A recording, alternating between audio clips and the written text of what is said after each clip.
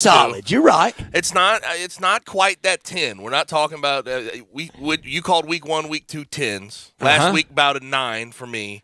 This week we'll see what it looks like by the end, but it'll be probably around the same as last week. Arkansas at Texas. What if Vandy upset Bama for the first time since 1984? What would that make it? A 15. That would be 97. Unbelievable. Yeah, don't even stop at 10. But Arkansas A&M, good SEC matchup. I think there's pretty solid matchups in the SEC. Good ACC matchup. Clemson, Wake Forest should be fun. I was looking at this morning, and I'll talk about it when we get to Friday Football Forecast. And I'll tip my hand here. Baylor and Iowa State in the Big 12. That's an interesting one. Iowa State 3-0 beat Iowa for the first time in a while. 2.5-point favorites at home versus the number 17 team in the country. Gabe Kuhn, great take. And you talking matchup of coaches. Yep. That's big. That's some heft right there. Mm-hmm. That's massive. But we will talk about college football, and namely, too, we'll talk about Ole Miss. 3-0 right now, going to play Tulsa. Georgia Tech, I said last week, was the biggest challenge they've had all year. They passed that with flying colors, especially at their place. This week, I think, in a different way, a step in the right direction, a step up, because Tulsa's going to come in with a little more vigor, and they have a good quarterback in Davis Brin. Also, they sure do. We're going to have to talk Tigers and North Texas. Tigers at 2-1, 2:30 ESPN Plus in Simmons Bank Liberty Stadium. And there's a couple of things we're going to have to go over. I had yet to mention it all week. I didn't realize their quarterback was basically the oldest quarterback in FBS football. 29 years old, Austin Aune. Do you guys know that? Did you guys see that in the game notes? I did see that. 29. You want to know another fun fact about him?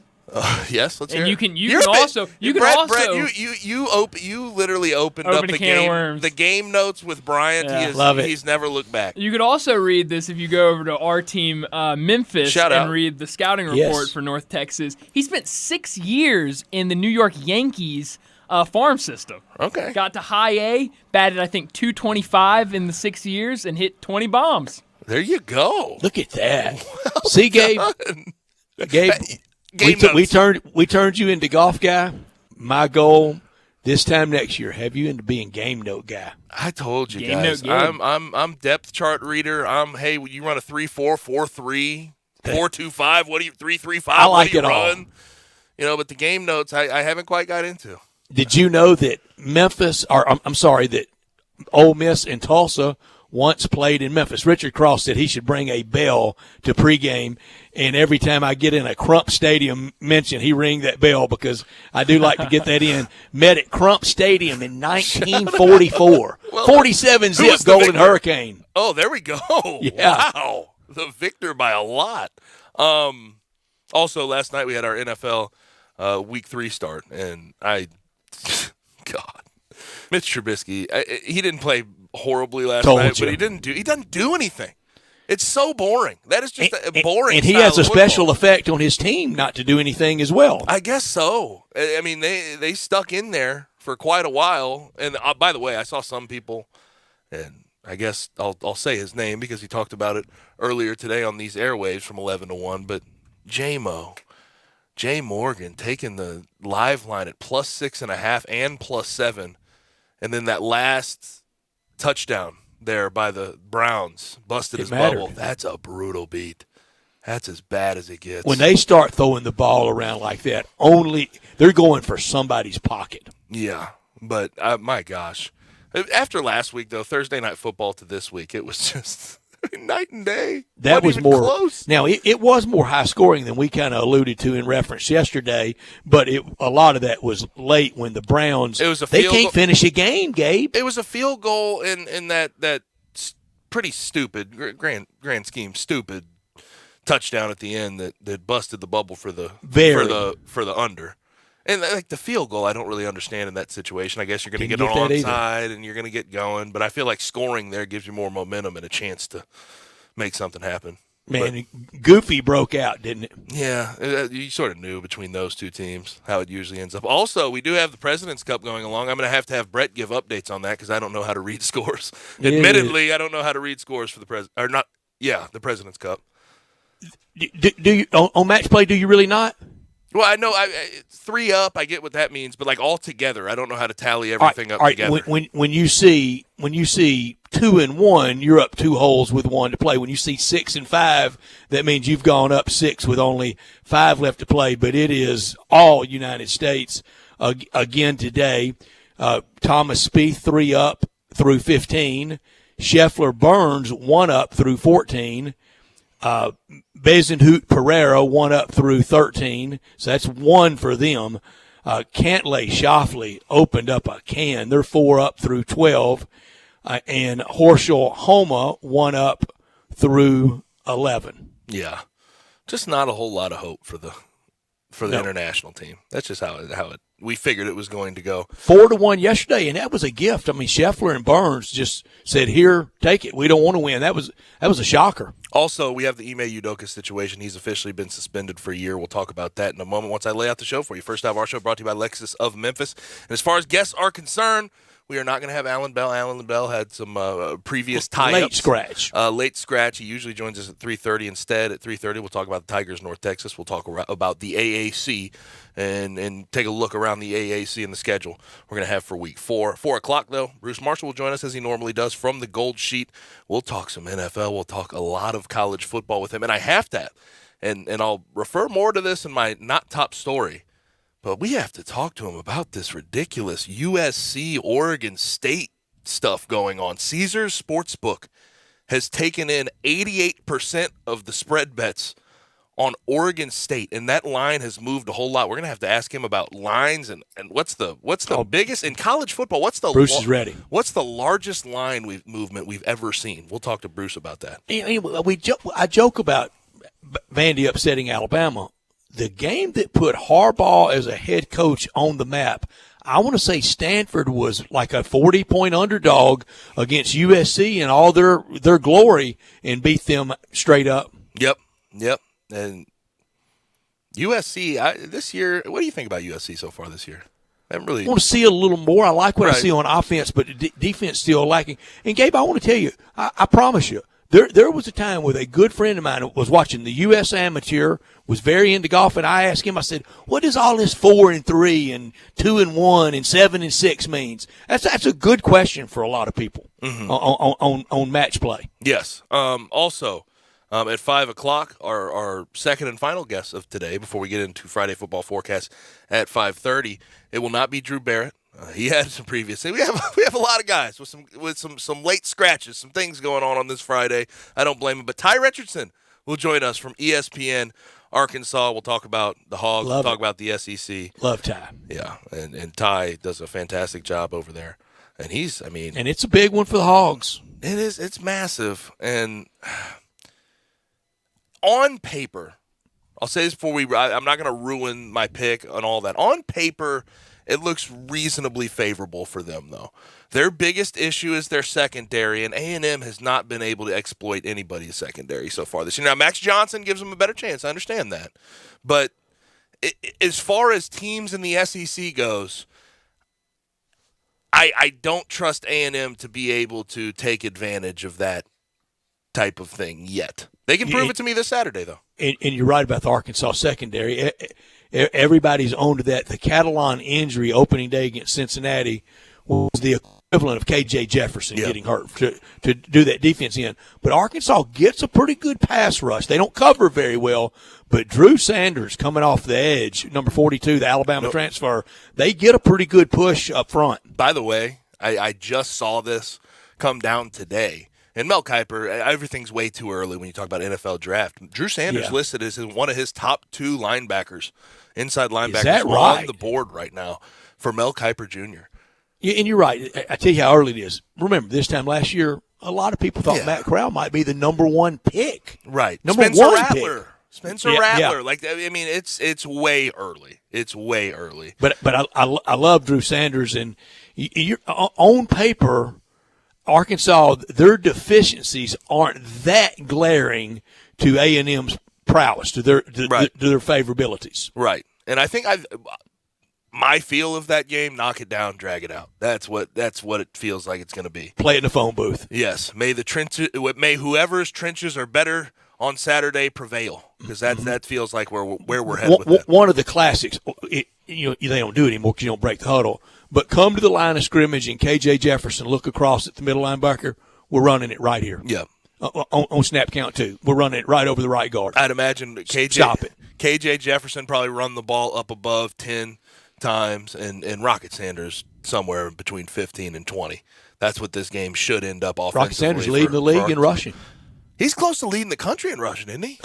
Sure is. All 100-yard game. He's done a heck of a job this year. And last year it was weird because they spread out the carries so much. They didn't really focus it on any one guy. But so far this year, it's been all Rocket Sanders. Now, we will get out at 5:45 with Taco Bell Crunch Time. Hit us up at the listener line all day about anything we talk about, 901-360-8255. You can also watch us live and message us on our socials, Sports56 WHBQ, Twitter, YouTube, Facebook, Twitch, and go to our website, sports56whbq.com. I have to start here because we talked a little bit about it yesterday, and there's been an update, but kind of a non-update because you can't there's clearly a lot of details being held back by the Celtics. But Ime Udoka, we heard about what they termed in an athletic report by Shams Charania, a consensual relationship within the workplace. Ime Udoka now, though, has been suspended a year. Joe Mazzulla, his assistant, will take over as the team. Ime Udoka sent out an apology to Malika Andrews, which she then put out on ESPN. He said, I want to apologize to our players, fans, the entire Celtics organization, and my family for letting them down. I'm sorry for putting the team in this difficult situation, and I accept the team's decision. Out of respect for everyone involved, I will have no further comment, end quote. Let's just, I don't really want to dive into hot takes and trying to say what's going on behind the scenes because I don't have a full picture of that. I don't think anyone has a clear picture of that except for the people in that building. But I have a problem with how this has been covered from start to finish, Brett. Just little nibbles, just little pieces at a time. It's more attempted scooping than actual scooping, if that makes sense. You have a lot of unfinished reports, very unspecific wording and language in these reports, and everyone is left here to speculate. And I see a lot of people blaming social media, blaming the public for speculating the way they are, but this is what happens when you are not specific and when you try to be first and don't have the full story.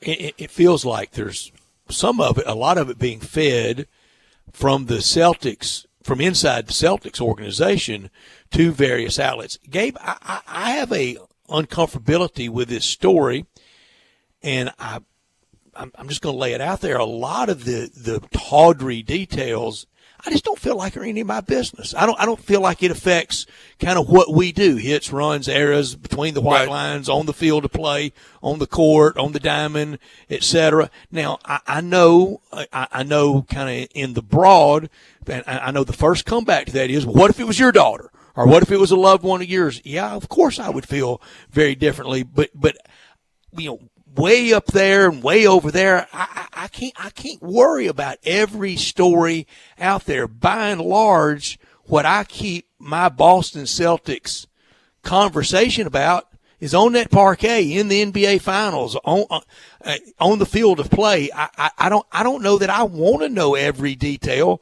and they will come out, eventually. And I just don't know how interested I am in them. And I think that's a fair take to have. Like, I don't really care all that much. I mean, I care about if there are, people behind the scenes. How are they affected? I hope everybody's at least going to be able to recover and be okay, in that type of situation. If there is that type of situation where, so far it's been consensual. If there is something we don't know about and there was a non-consensual situation going on behind the scenes, then I hope that gets figured out.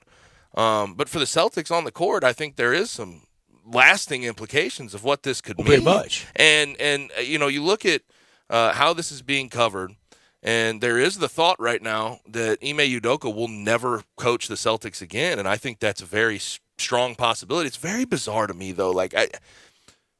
If you're suspending him a year, you're saying it's not bad enough to fire him, but it's enough to suspend him and keep him away from the facility. It's a weird. This is not missing the Cleveland-Detroit road trip. It's weird. It's kind of a gray area that I'm just. It's very uncomfortable to me, and you go through reports, and I sort of mentioned this. I made an allusion to it. You don't know everything. There's just the details are not finished. But that Boston media is going to get to the bottom of it. Yeah, one way or another. But the Celtics, Boston Sports Talk Radio, this is on a tee for them. The Celtics offseason, though, if we cover it start to finish, it's kind of been a disaster. You lose the finals.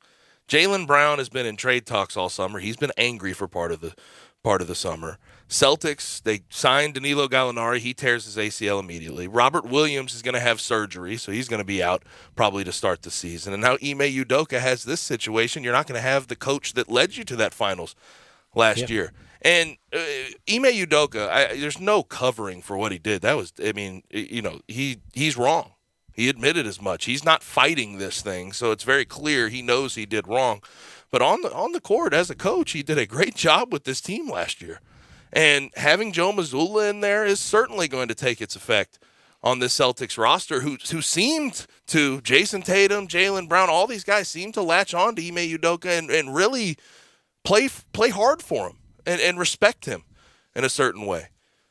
And a lot of this is the Celtics, I think, trying to protect themselves legally on every front, on his job security, on the offended party, on the workplace environment. And I think a lot of it is just pure old-fashioned CYA. Yeah. Last thing I'll say, and then we'll get to top story of the day. Wyc Grousbeck, who's the governor of the Celtics, and you had a presser today. Brad Stevens was involved. There was a question asked about, because it was a consensual work relationship is the way this was being reported at first. So they asked Wyc Grousbeck, has anybody else in the organization been punished in any way, shape, or form? And he said no one else. It's strictly Ime Udoka getting punished for this thing.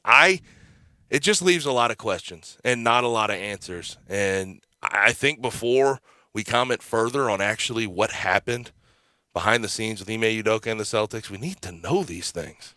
Brett and I discussed this in your absence yesterday after you left, that every team on Monday, every NBA is going to be asked, media days, you got to have everybody prepped for this question and your answer. That's so nasty, though. I just can't get that. Like, LeBron shouldn't have to answer for Ime Udoka's. Why did the Denver Nuggets have to answer this? Why does John Morant have to sit up there? We can name all 29 others. How is this in the Charlotte Hornets lap? That's how it does. But I just, the way this has been covered by the media, and sometimes admittedly, I'll admit this outwardly, NBA media bothers me in certain aspects. Not every single person, but there are aspects of the way they report things that bother me. Shams and Woj scoop way too fast. Everyone's scrambling around trying to find details. It's their world. It's just it doesn't get fed to local media. There's so many things I don't like about the way the NBA media covers these things, and this is just another example. And now so many teams have their own media outlet, vis-a-vis Grind City Media. Mm-hmm. Others have that, and the local media really gets kind of the less treatment that they deserve. This hour of our show brought to you every day by Lexus of Memphis, the one and only Lexus dealership in town at 2600 Ridgeway, and online at lexusofmemphis.com. Give them a call at 901-334-9673. Great offers on all 2022 models of 23s rolling in, really starting to roll in, and always special leasing options. Drive in luxury and confidence knowing that every new Lexus comes with complimentary first and second maintenance services. Stop by today at Lexus of Memphis at 2600 Ridgeway and put yourself in the driver's seat of the all-new 2022 flagship LS500. You'll be looking and you'll be driving in style. When you purchase a Lexus, you get top-of-the-line engineering and design they make for the luxury driving experience. 901-334-9673, online at lexusofmemphis.com. Experience amazing at Lexus of Memphis. Top story of the day. And that for me, moving on to week 4 of college football, and I'm going to focus on the Tigers versus North Texas at home. Tigers 2-1, 2:30 p.m. on ESPN+. It's going to be an interesting one.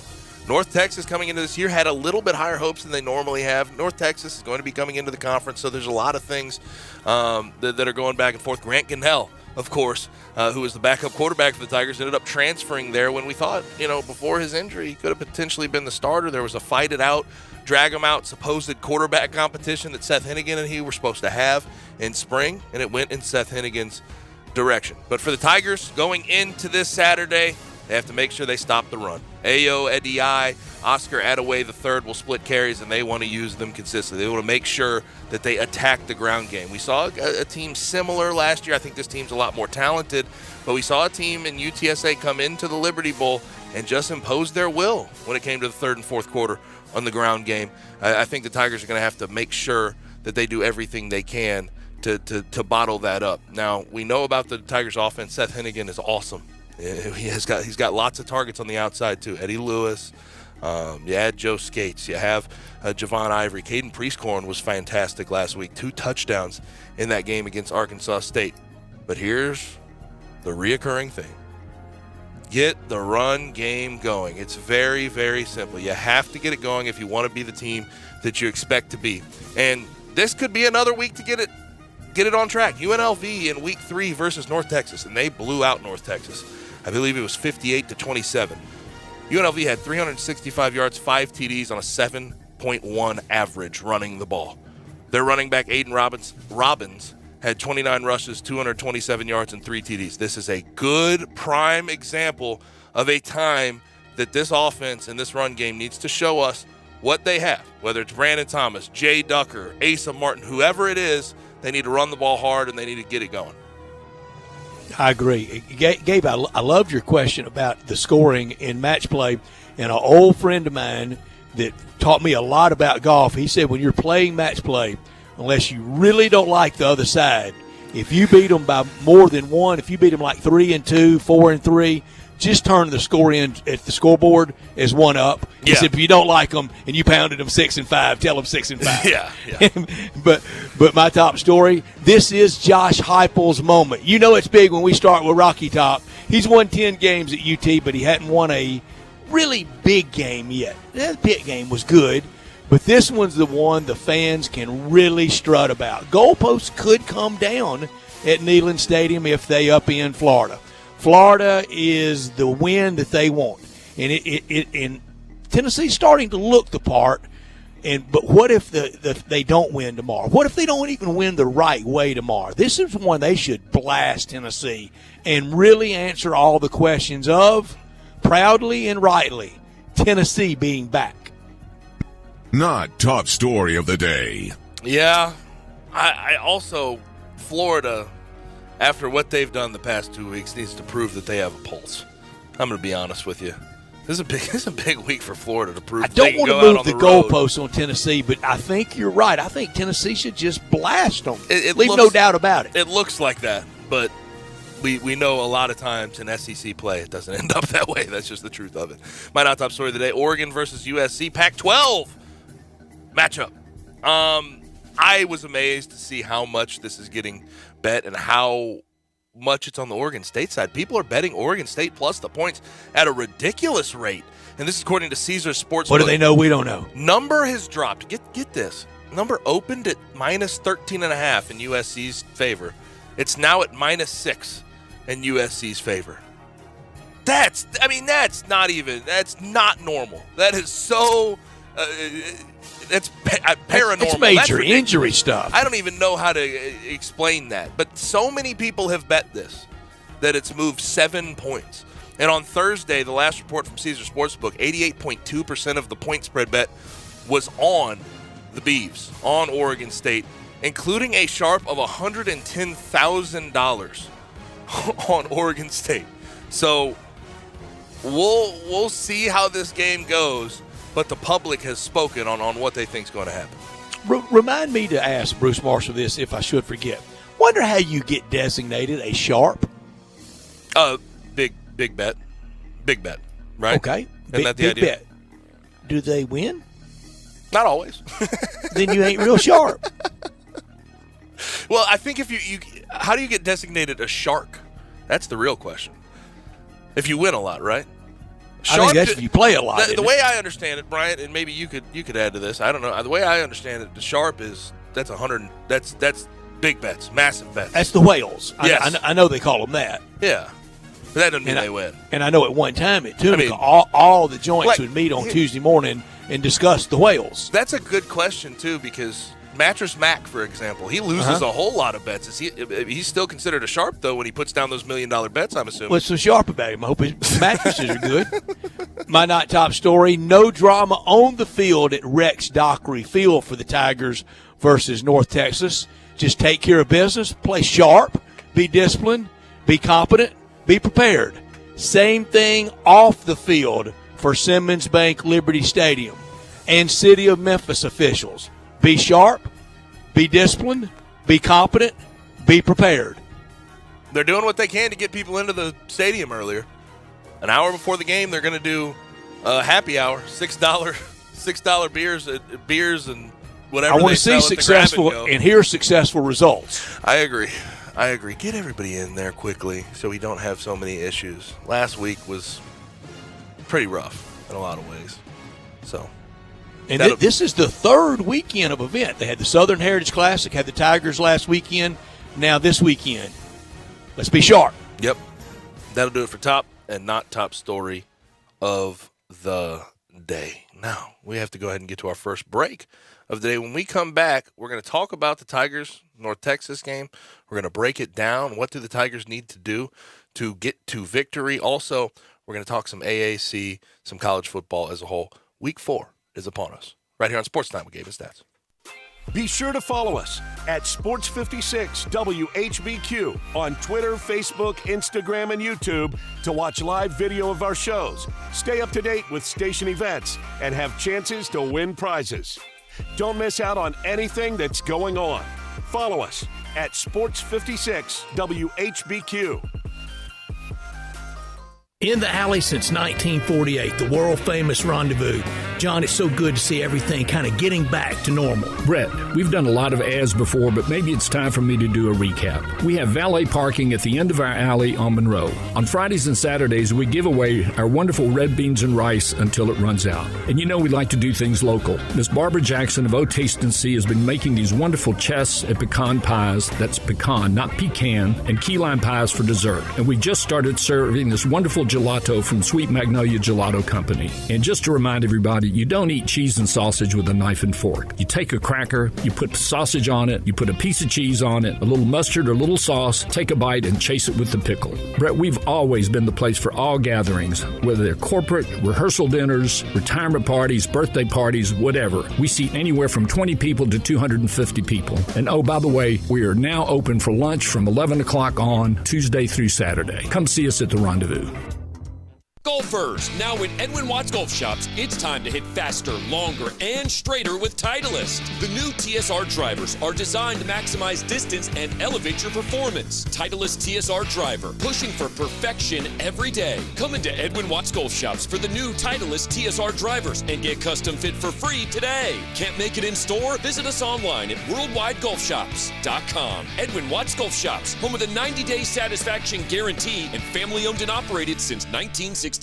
The Gossett Mitsubishi Summer Sales Event is still going strong at Gossett Mitsubishi on the Pike. Get ready to embrace adventure like never before in 2022 Mitsubishi Outlander Sport, $339 a month or $26,390. Get dramatic performance off-road, on-road, and everyday driving in 2023 Eclipse Cross, $409 a month or $31,085. And breakout and standout in 2022 Mitsubishi Outlander with 7 seating capacity. We Gossett at $419 a month or $31,605. Plus, peace of mind with our stellar 10-year, 100,000-mile powertrain limited warranty. That's Gossett Mitsubishi, 1870 Covington Pike, or shop online at memphismitsubishi.com. If you want it, we Gossett at Gossett Motor Cars. All 75 months at 4.44 APR, 500 military rebate, 4,900 down. Sport, NU 017062, MSRP 27,140. Cross, PC 000695, MSRP 31,585. Outlander, NZO 84,348, MSRP 32,105. Includes all rebates and incentives. PF 695 excludes tax, title, and license. See dealer for complete details. Offer valid through 10/1/22 with approved credit. Dealer stock only.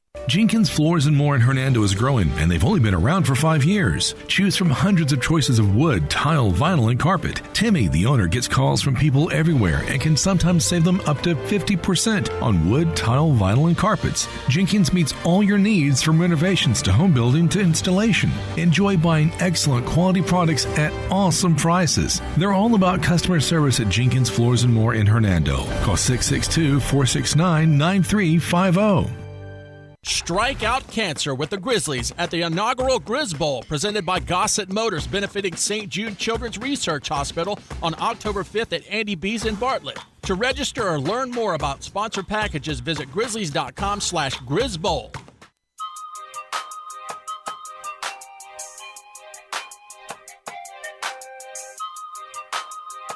Now, back to Sports Time on Sports 56 and 98.5 FM. This hour is brought to you by Lexus of Memphis. Let me tell you what Melvin Toast is packing right here, all right? Here once again are Gabe Kuhn and Brett Norsworthy. Get it? Rolling right along on a Friday. Sports Time. Gabe and Stats. I'm Gabe, he's Stats. Brian Degas, of course, producing the program. Now, Tigers in Simmons Bank Liberty Stadium, 2:30 tomorrow. ESPN Plus is where the game will be broadcast. Tigers 12.5-point favorites after last week's game against Arkansas State. They won 44-32. North Texas 2-2 coming into this game, and they have an interesting makeup of a team. It's defensively they haven't been much, so we'll focus on the offensive side of the ball. Austin Awney, 29 years old, oldest FBS quarterback, starting quarterback, I should say. I don't know about any backups out there that are older, but I'd imagine he's probably up there in that as well. But he's been solid so far this year. 9 TDs, 4 interceptions. His big target is going to be Roderick Burns on the outside, sort of a slot-type guy, quick and shifty. I felt like the Tigers, in a lot of ways so far in that secondary, have struggled with a little lengthier guys. Certainly got beat by the tight end last week against Arkansas State, and they've struggled in that realm, so maybe it'll be a little bit easier. But the one thing that North Texas is going to do is run the ball. Ayo, ADI, and Oscar Attaway III will split carries, and they're going to use them as consistently as you could possibly imagine. So the Tigers really, I hate how corny it comes out every single week. That's how it feels. But for the Tigers, run the ball, stop the run, and you put yourself in a position to run away with it. And that's sort of how college football, how football in general usually shakes out. It's the oldest prescription to cure all ills in college football. It's that. You be good at the line of scrimmage. Be physical. It's still that sport. There's a lot more to it than that now was then, but even more so now. At 29, how old was Brandon Whedon at Oklahoma State? 27. He I was looked that up. He was 27 when he got drafted. Wow. He might have been 26. Too clear. And Chris Winkie won the Heisman at what age? Because he had done the baseball thing and then comes back to FSU and wins the Heisman. But 29's getting up there. Yeah, that's way up there. That's almost the average age. Jim Brown was retired at 29. It's always interesting, though. That's a grown man in a college locker room as the leader of that locker room. That's an interesting sort of thing you're dealing with. Grown man, full life. Yeah, I don't know if he has wife, kids. I'm not sure about all that. But 29 years old about a bunch of 18, 19, 20-year-olds. Chris Winkie was 28 when he won the Heisman. That'll do. It's pretty. Whoa, I didn't know it was that old. Yeah, that's substantial. And we know there's just a ton of difference between a 19-year-old and a 29-year-old in more ways than physically. Yes, no question. The one thing the Tigers have not been able to do this year that I thought would be a lot easier at this point in the year, and granted, when you bring in a new defensive coordinator, Matt Barnes, you have to get everybody on the same accord. You have to win your one-on-ones. You have to just be more comfortable within your own skin on that defense. But I thought the secondary was going to come in this year with a different vigor. It's been 2 years in a row where they have this senior graduate transfer, fifth-year laden group, these upperclassmen, and they haven't been able to really take advantage of it. They can't get off the field on third down. Are you scared of the secondary? And the secondary has just not shown up. I think with the exception of that guy, Quindell Johnson, that guy, he is one of the more consistent guys in this conference on the defensive side of the ball. But, yes, I think with the exception of him, everything else sort of scares me around them. They have not played well to this point, Brett. They haven't.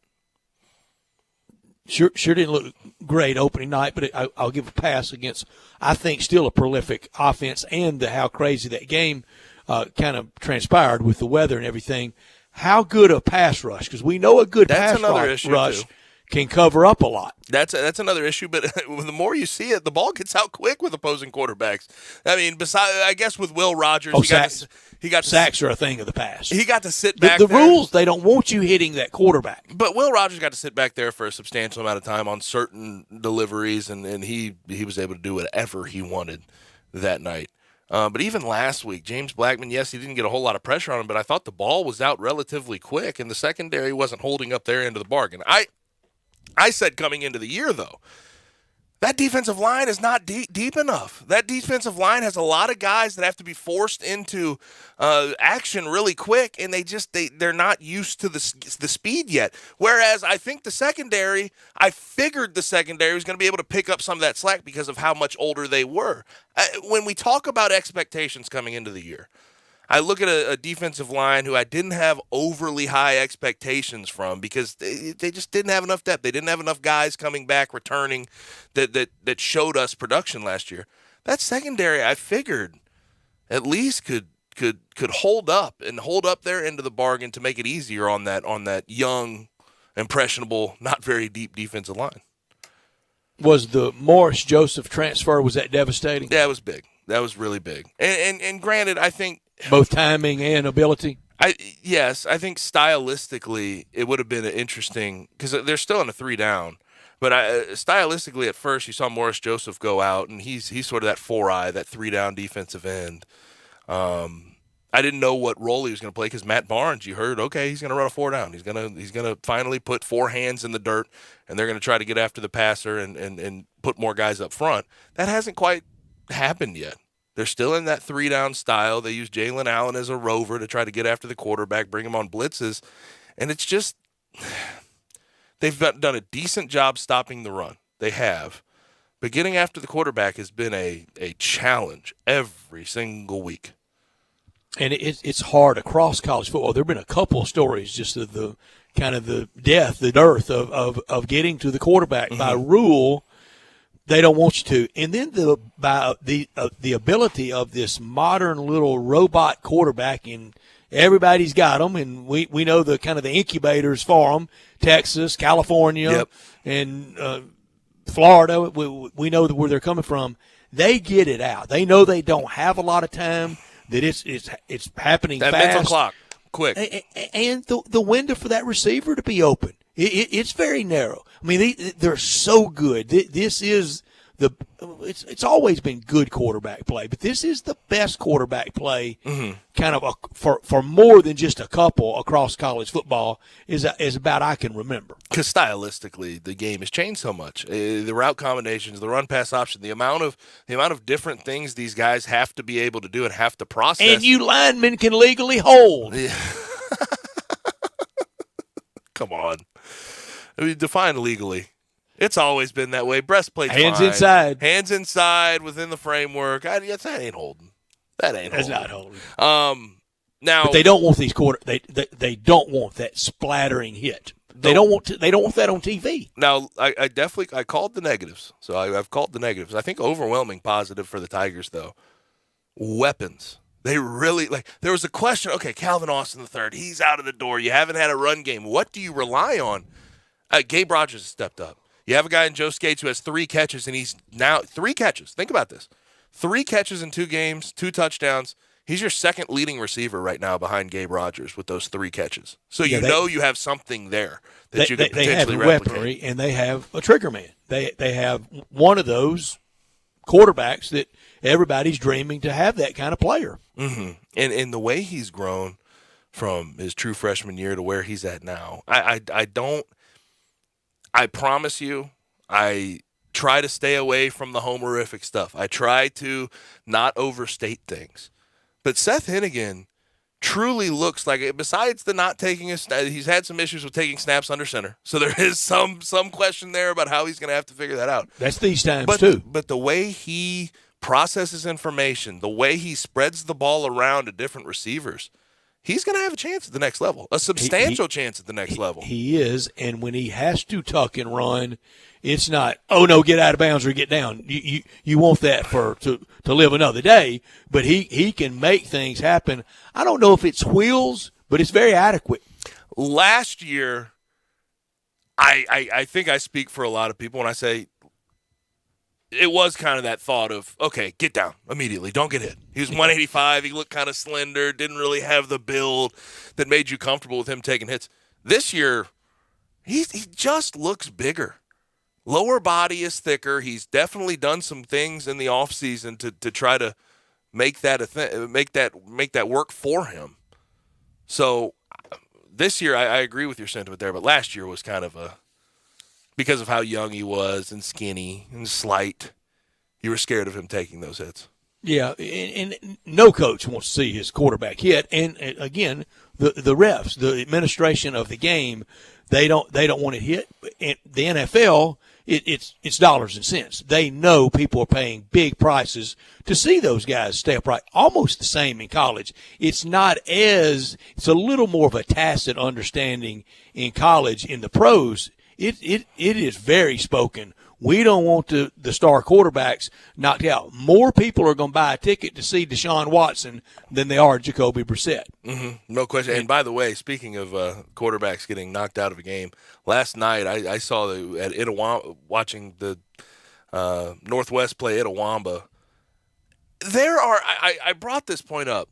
Pee-wee, high school, college, JUCO, D3, D1, pros. It doesn't matter. If you have that first quarterback go down, you're a worse team because of it 9 times, if not 10 times out of 10. And the modern roster composition, you're just not building with a bunch of quarterbacks. They're not going to stay around that long if you can do anything. At college, you could keep guys around, generally speaking. But think about even Ohio State's quarterback room, right? You had Jack Miller. You had all those guys sitting behind C.J. Stroud last year that were getting called, Quinn Ewers. I don't play, I'm out of town. Every single one of them are on a different roster this year. That's it. Even Ohio State can't do it these days. This weekend, a lot of football, some baseball. We got the President's Cup. And where do we need to stock up for our game watching parties? 2 great locations. The new Collierville Commissary at Houston, Levy, and Poplar. And with this weather, we can get out on the patio finally and not melt. Or the original in Germantown. Groups, perfect place for your group to meet. Fantasy football leagues. You want to watch that big end of the end of the week game, which is Monday Night Football. This is where you need to go and assemble. And all the TVs on all the different games and watch Monday Night Football there. Memphis style barbecue and ribs, and it screams the Memphis way, the slow way. And if you're craving an easier way to order it, text commissary right now to 33733. Start that barbecue feast with the great appetizers like the cheese plate or the tamales or the barbecue nachos, the smoked chicken wings.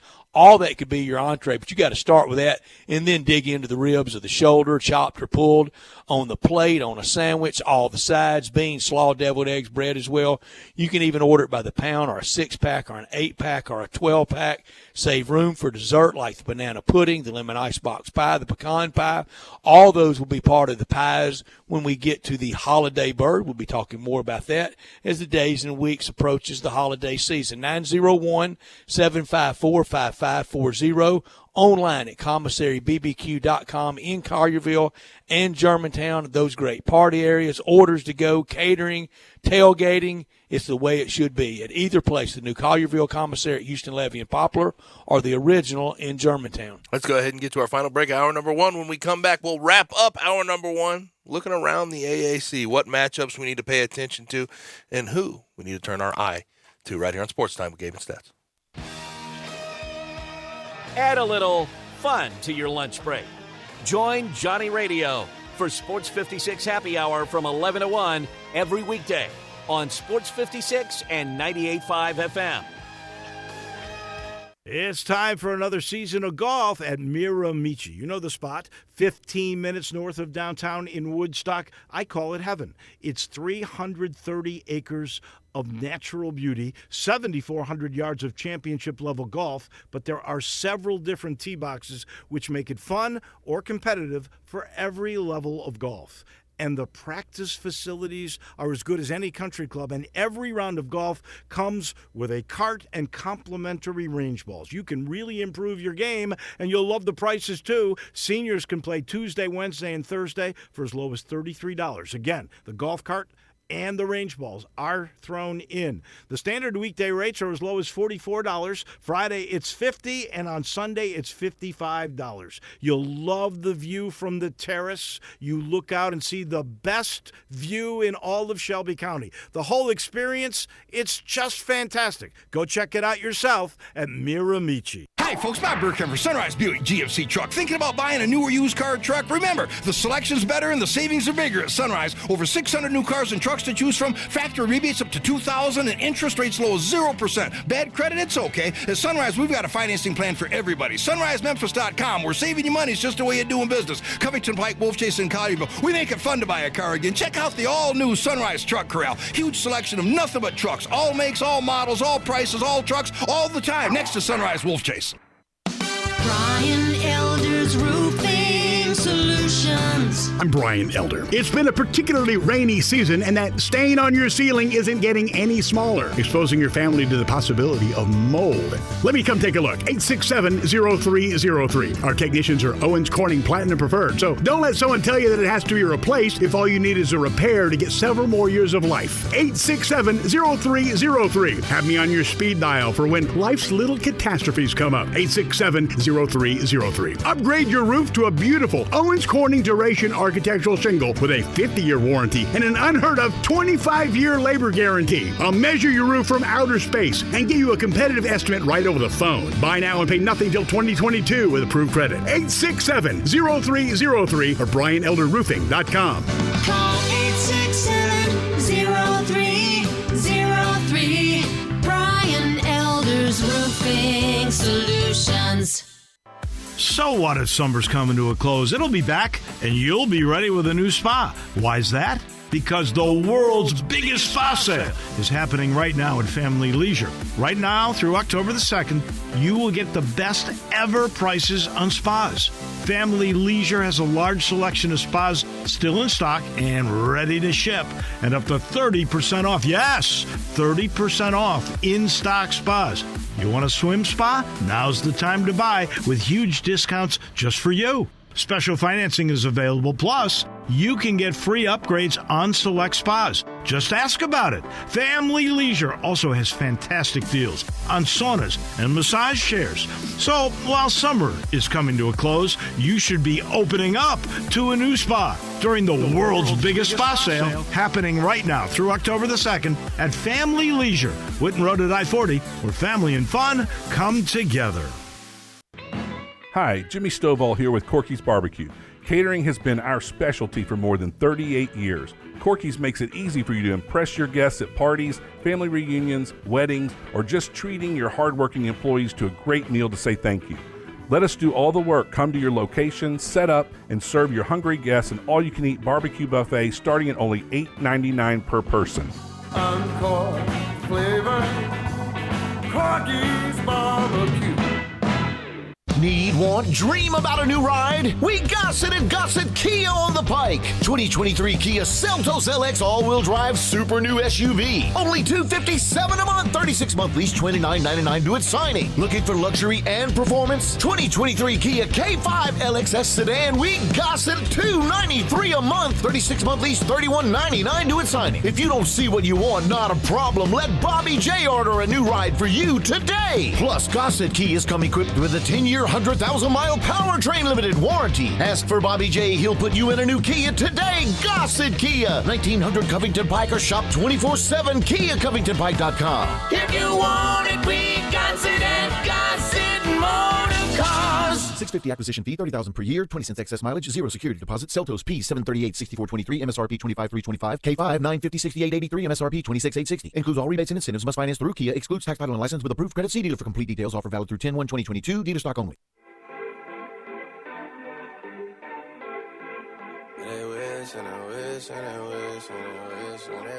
Now, back to Sports Time on Sports 56 and 98.5 FM.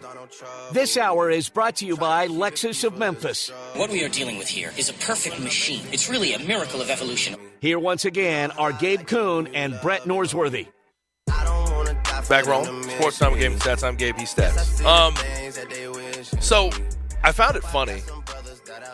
Memphis football account put out, we're trying out the new blues. They're wearing the new blues. And you go and look at their jerseys. They're going to wear white caps, blue jerseys, white pants. And I didn't notice, but upon further review, Brian and I were talking about this. Looks like the blues are different. They have changed them a little bit. It's just different font there on the front that says Memphis, maybe a little bit bigger. But new blue jerseys. Color blue? No, not at all. Still got the same exact design and everything else, the stripes on the shoulders, but it's just a Nike, new font. right? Yeah, new font there on the chest that says Memphis. So they're gonna. I guess they're going with some new blues on Saturday. I don't mind. The Tigers have tapped in. We know what Oregon did with the different looks. They were kind of the first. Yep. That their look was the difference. That was their look. Yep. And, you still got every now and then they'll still have kind of the tribute to the Dan Fouts years and way back, and that looks funny now. Yep. And not that cool. I like a more traditional uniform look, but I have no trouble with it at all mixing up because I know this. It is what the players want to wear. They want the difference. It means something to them. They're the ones playing. Let them do it. I love the change though because post D'Angelo, really, post the Tommy West era, those uniforms were single-handedly the worst in college football. Watch it. They were so bad. Watch it. No, Gabe. I'm sorry. Watch it. I'm sorry. Those jerseys hold a big part of my heart. They were bad, dude. They were what bad. Years? It's just it was gray and then the blue top, which I like the helmet. Let me be the one to say I like the old Leaping Tiger with the orange. I'm a big fan of the Leaping Tiger and the blue sort of metallic looking thing. My all-time favorite, and I remember it was controversial. And Coach Murphy let it happen when the Fred Pankos, then Richard Williamson, kind of went to a Cowboys look with the silver helmet, the Lloyd Patterson and I years. can dig that with the love MSU those. on the side. Ernest Gray, but I'm Turdell talking Middleton. about right when I got there, basically 2012 and prior. Mm-hmm. It was gray pants, blue jersey, Well, a white lot of things jersey, need to change from nothing that else. stretch. Nothing else, man. And they were like the older. They didn't update the Nike quick enough, so they were behind. Everybody else had Pro Combat stuff, and they had just the old long jerseys that go down to your knees. I loved it. But last Saturday, I had somebody in the press box ask me at the Ole Miss Georgia Tech game. They said, "I bet you hate the all white look." I said, "No, I don't." Okay, let me ask this. Now the one I prefer is gray pants, white tops, powder blue helmets on the road. At home, red or blue tops. You said gray, white, powder blue. Mm-hmm. Okay. At Ole Miss. Okay, I can dig that. Do you like the powder blue jerseys? I like the the powder blue blue jerseys. jersey. I do, and I loved them when you beat A&M 29-19 in them. Yeah, I get. I just you might have to take a card away from me. I think the powder blue is pretty cool. I really do. Might have to take a Memphis card away from me, but the Ole Miss powder blue. It's allowable it's a like good other look. unis. It's a good look. Now, I would love for the Tigers to go old retro a time or two and come out in the Bull Bramlett look, the Skeeter Gowan look from the 60s, early 70s. How about it? I like the thought of the throwback Lucky Lloyd Patterson silver with the MSU on the side. I dig that. I dig that a lot. Every time he comes up, I say it. If Lloyd Patterson could play today, he was made for these offenses. All right, now AAC. Let's take a look around the AAC. We have the SEC AAC crossover with the Ole Miss Tulsa game. Well, we sure this do. week. How are you feeling about that one? What do you feel about Ole Miss, obviously at home? It's the best test of the year. We thought it would, like you said, we thought it would be last week. Didn't play out that way. Now this week, but for an overtime loss to Wyoming, this would be a battle of undefeateds. Mm-hmm. And Ole Miss needs this test. I hope they really push them. Now it plays out how it plays out, and of course, I want Ole Miss to win big and easily, setting up next week's really first big SEC match. They have not. The one thing about Ole Miss we've seen this year, they have not had anybody test their secondary in the slightest. Not even close. So Davis Brin's going to be the first one they get. I guess the guy from Troy was okay. Okay. What's the over and under on Tulsa passes tomorrow? If I set the over and under at 52.5. Would you bet over? So here's the thing: like Philip Montgomery's had different ways of winning, and he does run a lot at times. Like he will feed whatever running back he has the rock. His O-line's not as good this year. I would say against Ole Miss, because I think they will have a deficit early in that game. I'd imagine 40 is fair. I'd imagine somewhere around there, 35-40 is fair. Oh, really? Yeah. I thought Tulsa would air it out even more.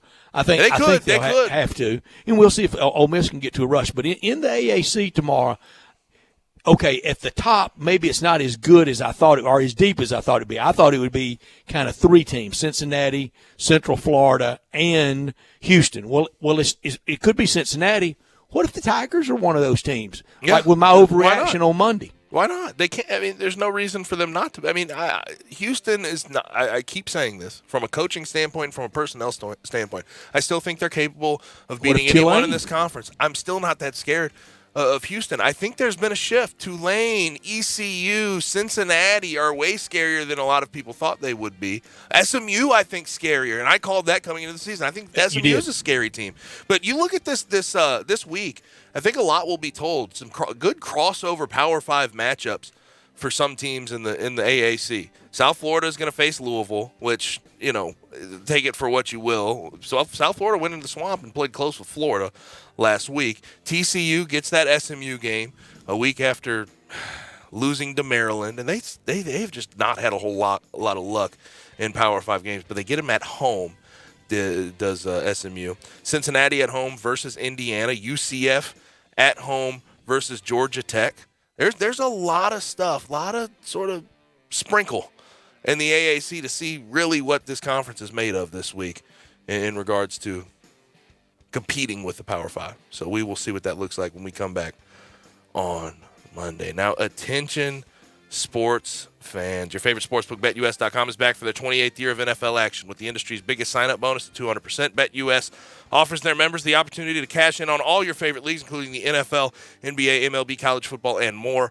They've also got hundreds of new casino games, including their coolest European slots, and their live dealers are waiting at the tables for you. You need a sportsbook with integrity and longevity, and you need to know that you're going to get paid. You need a sportsbook that offers everything, including live betting, MMA, golf, horses, esports, and all kinds of crazy bets. Call today, 1-800-79-BET-US. That's 1-800-79-BET-US, and they will walk you through setting up an account. Nobody in the industry gives better bonuses than BetUS. Join now, mention promo code Sports56Radio. That's promo code Sports56Radio, and you can get up to 200% in bonuses on your first deposit. I said 200, 200. Nobody beats that. Head to BetUS.com and join today. That's BetUS, where the game begins. And stay tuned. We're going to get to our Friday football forecast at 5:30. I'll give you my lock that you can go use at BetUS.com. Hour number 2 on this Friday is on the way, and we start it with our guy from the Gold Sheet, Bruce Marshall. Welcome to Triumph Auto Sales, where you'll have a great car buying experience. Triumph Auto Sales is your #1 source of quality pre-owned vehicles ranging from lease returns to new car trades, all at huge savings. Plus, Triumph has a full array of financing options to meet your needs. Find your next car online at TriumphAutoSales.com or stop in today at 4875 Elmore Road. Triumph Auto Sales will help you get the vehicle you want at the price you need and the service you deserve. For a great car and a great experience from a local and family-owned business, visit Triumph Auto Sales. It's football time in Memphis, and if you or someone you know is thinking of selling their home, it sure better be home selling time in Memphis.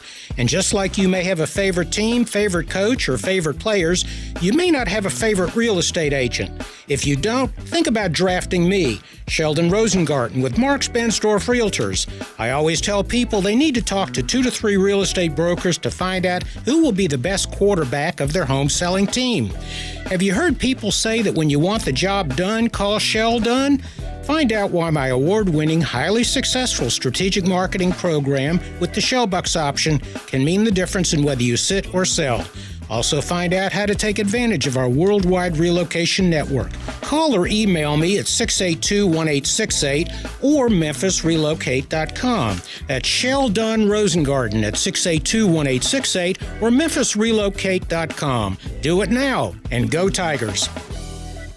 How do you grow your business without spending more on credit card fees? Call Blake Jones, your local Mid-South Advanced Merchant Services representative. He works with your business to help it grow instantly. Small business owners already have enough cost. Let Blake Jones help you lower your credit card processing cost risk-free. Absolutely no cost to you, the small business owner. Call 662-416-5262. That's 662-416-5262. Call Blake Jones today and start saving money tomorrow. Hi, this is Troy Fiveash, owner of Fiveash Roofing. In these uncertain economic times, there are so many things as a contractor and a business owner that I cannot control. The rising cost of materials, not to mention fuel and transportation costs. In the last 2 years, shingle prices have almost doubled and commercial materials have doubled. And I don't have to tell you what fuel costs these days. But you know what I can control? How much markup I put on a project. I have always prided myself in knowing I never gouge a customer. But in an effort to ensure my crews have work and my customers are being treated fairly, I have lowered my profit margin, hoping to give you a price you can live with and keeping my crews busy. So if you need a roof or gutters, please give us a call. Fiveash Roofing, fair, honest, and ethical. Fiveash Roofing, a proud sponsor of Tiger Athletics and a member of the Tigers home team. 367-0050 or memphisroofer.com. 367-0050 or memphisroofer.com. Fiveash Roofing, it's what we do. We're here for you. Buying a home? Then you've got a lot on your mind. Getting pre-approved, your credit score, closing costs, now rising rates? Phew, it's so much. But with Rocket, you get an advantage. You can lock your rate for 90 days while you search for a home. That's 3 months to shop for your dream home without worrying about rising rates because yours is totally safe. And it gets even better. Let's say rates drop within 3 years of your home purchase. You'll get exclusive savings from Rocket Mortgage when you refinance to a new lower rate. So what are you waiting for? Rocket has your back if rates rise in the short term and if they fall in a few years. So you can lock it and drop it with Rocket, your partner to help you buy today and be certain about tomorrow. That's the Rocket Advantage. Lock your rate now. Call 8337-ROCKET or go to therocketadvantage.com. That's 8337-ROCKET or go to therocketadvantage.com. Must lock purchase rate between 7/19/22 and 9/30/22. Call 1-8337-ROCKET for coverage fees, terms, and conditions. Equal housing lender license in all 50 states and MLSConsumerAccess.org number 3030. Hey, Jeff Allen, it's a great day to be happy in a new Kia from Gossett Kia South Mount Moriah. What you got going on? Randy, we'd love to make you happy with the all-new 2023 Kia Seltos LX all-wheel drive. Just $257 per month for 36-month lease and only $29.99 due at signing. Or how about a 2023 Kia Sportage LX front-wheel drive, $287 per month for 36-month lease, $34.99 due at signing. That's what I'm talking about, Jeff. You got me happy. And listen, Randy, if you don't see what you want, no problem. We'll order exactly the perfect ride for you, and you choose your own bells and whistles. Plus, equipped with a 10-year, 100,000-mile powertrain limited warranty. So whether you live in Horn Lake, South Haven, Olive Branch, or Memphis, you'll be happy at Gossett Kia Mount Moriah. 2680 Mount Moriah or KiaMountMoriah.com. $650 acquisition fee, $30,000 per year, 20 cents excess mileage, 0 security deposit. Seltos P738, 6423, MSRP 25325. Sportage P709, 8842, MSRP 27955. Includes all rebates and incentives. Must finance through Kia. Excludes tax title and license with approved credit. See dealer for complete details. Offer valid through 10/1/2022. Dealer stock only. We are Sports 56, WHBQ Memphis, and W253DF Memphis, Flynn Broadcasting Stations.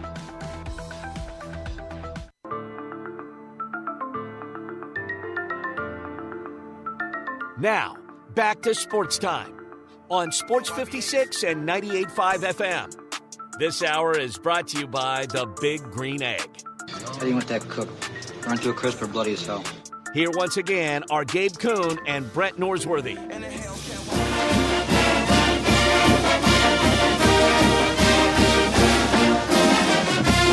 right, top of the hour number 2 is here. Sports Time on Sports 56 with Gabe Stats. I'm Gabe. He's Stats. Brian Degas in the Family Leader Studios with me producing the program, and joining us via the phone line is going to be our guy from the Gold Sheet. He is Bruce Marshall. Bruce, how are you? Hey, pretty good, Gabe. I have to ask now. I'm still kind of distracted by the fact they just came back with the Florida Fight song. We started with Rocky Top though, so anything improves from there. I had my not top story today. I was talking about this Oregon State USC situation. Caesar Sportsbook reported 88% of the money on Oregon State, and it shifted that number 7 points from 13.5 to 6. What's the biggest line movement you can remember that you've ever seen? Oh God! I mean, offhand, I can't think. I mean, obviously injuries. This is just beyond. But you'd pull a game over a big beyond injury. the normal. This is one of the bigger ones that I can see in a short period of time that has not been injury related. So I mean, this is and also excluding some of the early preseason lines on some of these games. Mm-hmm. So that does something to it as well. Now this line this week is I think the 13s out there were before this week, because I think on Sunday night this thing was at 7. That's the first I saw. Okay. So I think that's more. But there was money before bet on Oregon State back when they posted these numbers earlier. So this falls more in the category of a number that has been up there for a couple of months, and I think they just bet it down since they first posted it at certain sports books. Now with that though, a lot of people like Oregon State. Are you there? Yep. Obviously at home, and I think USC. They've looked decent. They look good against Fresno State. Obviously Jake Haener got hurt, but Oregon State has quietly been a decent team in the Pac-12. They have. This is interesting in a variety of fronts here. First of all, SC, you should see. I'm actually in California this week. They are back. They are Hollywood's team again. And Caleb Williams, you watch this guy, he expects a TMZ film crew to follow him around. You expect him to be hanging out with Mookie Betts and LeBron. Nice. The Kardashians are going to start supporting him. And Jordan Addison living up in the Hollywood Hills, doing Magic Johnson now and all that. They have gone pure LA, pure glitz. And Lincoln Riley is now the toast of the town after these 3 wins over questionable opposition. Even Fresno, I think, is down a notch this year, and you mentioned Haener getting hurt in the second half last week. However, they have looked really good. They looked electric on offense, and that's what Lincoln Riley's teams do. However, keep this in mind. When Riley was at Oklahoma, they were playing the same sort of video football there, same stuff. And the team that really gave him problems, Texas did every year too, but the team that really gave Riley problems in the Big 12 was Kansas State. Every time. Yep. Every time. And who is the Pac-12 team most like Kansas State? Oregon State. Because, like I said, this isn't a video game like Riley likes to make it. It's still football. It's still line them up and knock them down if you can drag SC into a game like that, which SC doesn't want to do. And Oregon State wants to do that. That's exactly what Kansas State did the last 5 years. They turned this into a football game, which it still is. It's blocking and tackling and hitting guys straight up and just in the pits. Oregon State is convinced it can run the ball on SC. I don't think this defense is that great for SC. It has forced turnovers. It forced 8 in the first 2 games. But Rice was moving the ball pretty well. Stanford was moving the ball pretty well on SC. Even Fresno moved fairly well last week, even when the backup quarterback came in for the first drive after Haener got hurt. This defense is not that great. My thought is, if Chance Nolan does not make mistakes here, Oregon State has a shot to win this game. If they have a couple turnovers, that's going to hurt. One other thought, and SC and UCLA to some extent too are going to run into this year. This is the last time in the foreseeable future that SC is going to be playing up in Corvallis. And it's going to be, they're doing construction on the stadium up there. In fact, they played a game in Portland last week because they're constructing it. But it's still going to be pretty hostile, and that has been ground zero for some famous upsets in the past that Oregon State has pulled on SC. It has not been an easy place for them to play. This is still football. Oregon State plays it pretty well. And I think they got a shot here. So even with this number move, I'm on Oregon State. I think they can win it straight up. I might even look at it on the money line with Oregon State. You get a better price there. Remember, they rammed the ball down SC's throat last year at the Coliseum. And different year, but I don't know that SC's defense is really any better taking Oregon State. Goal sheet says Oregon State, the Beavs, get the win. Let's go to Simmons Bank Liberty Stadium in Memphis at the Fairgrounds tomorrow afternoon, 2:30. The Tigers 12.5 point favorite over North Texas. Tigers 1-2 in a row.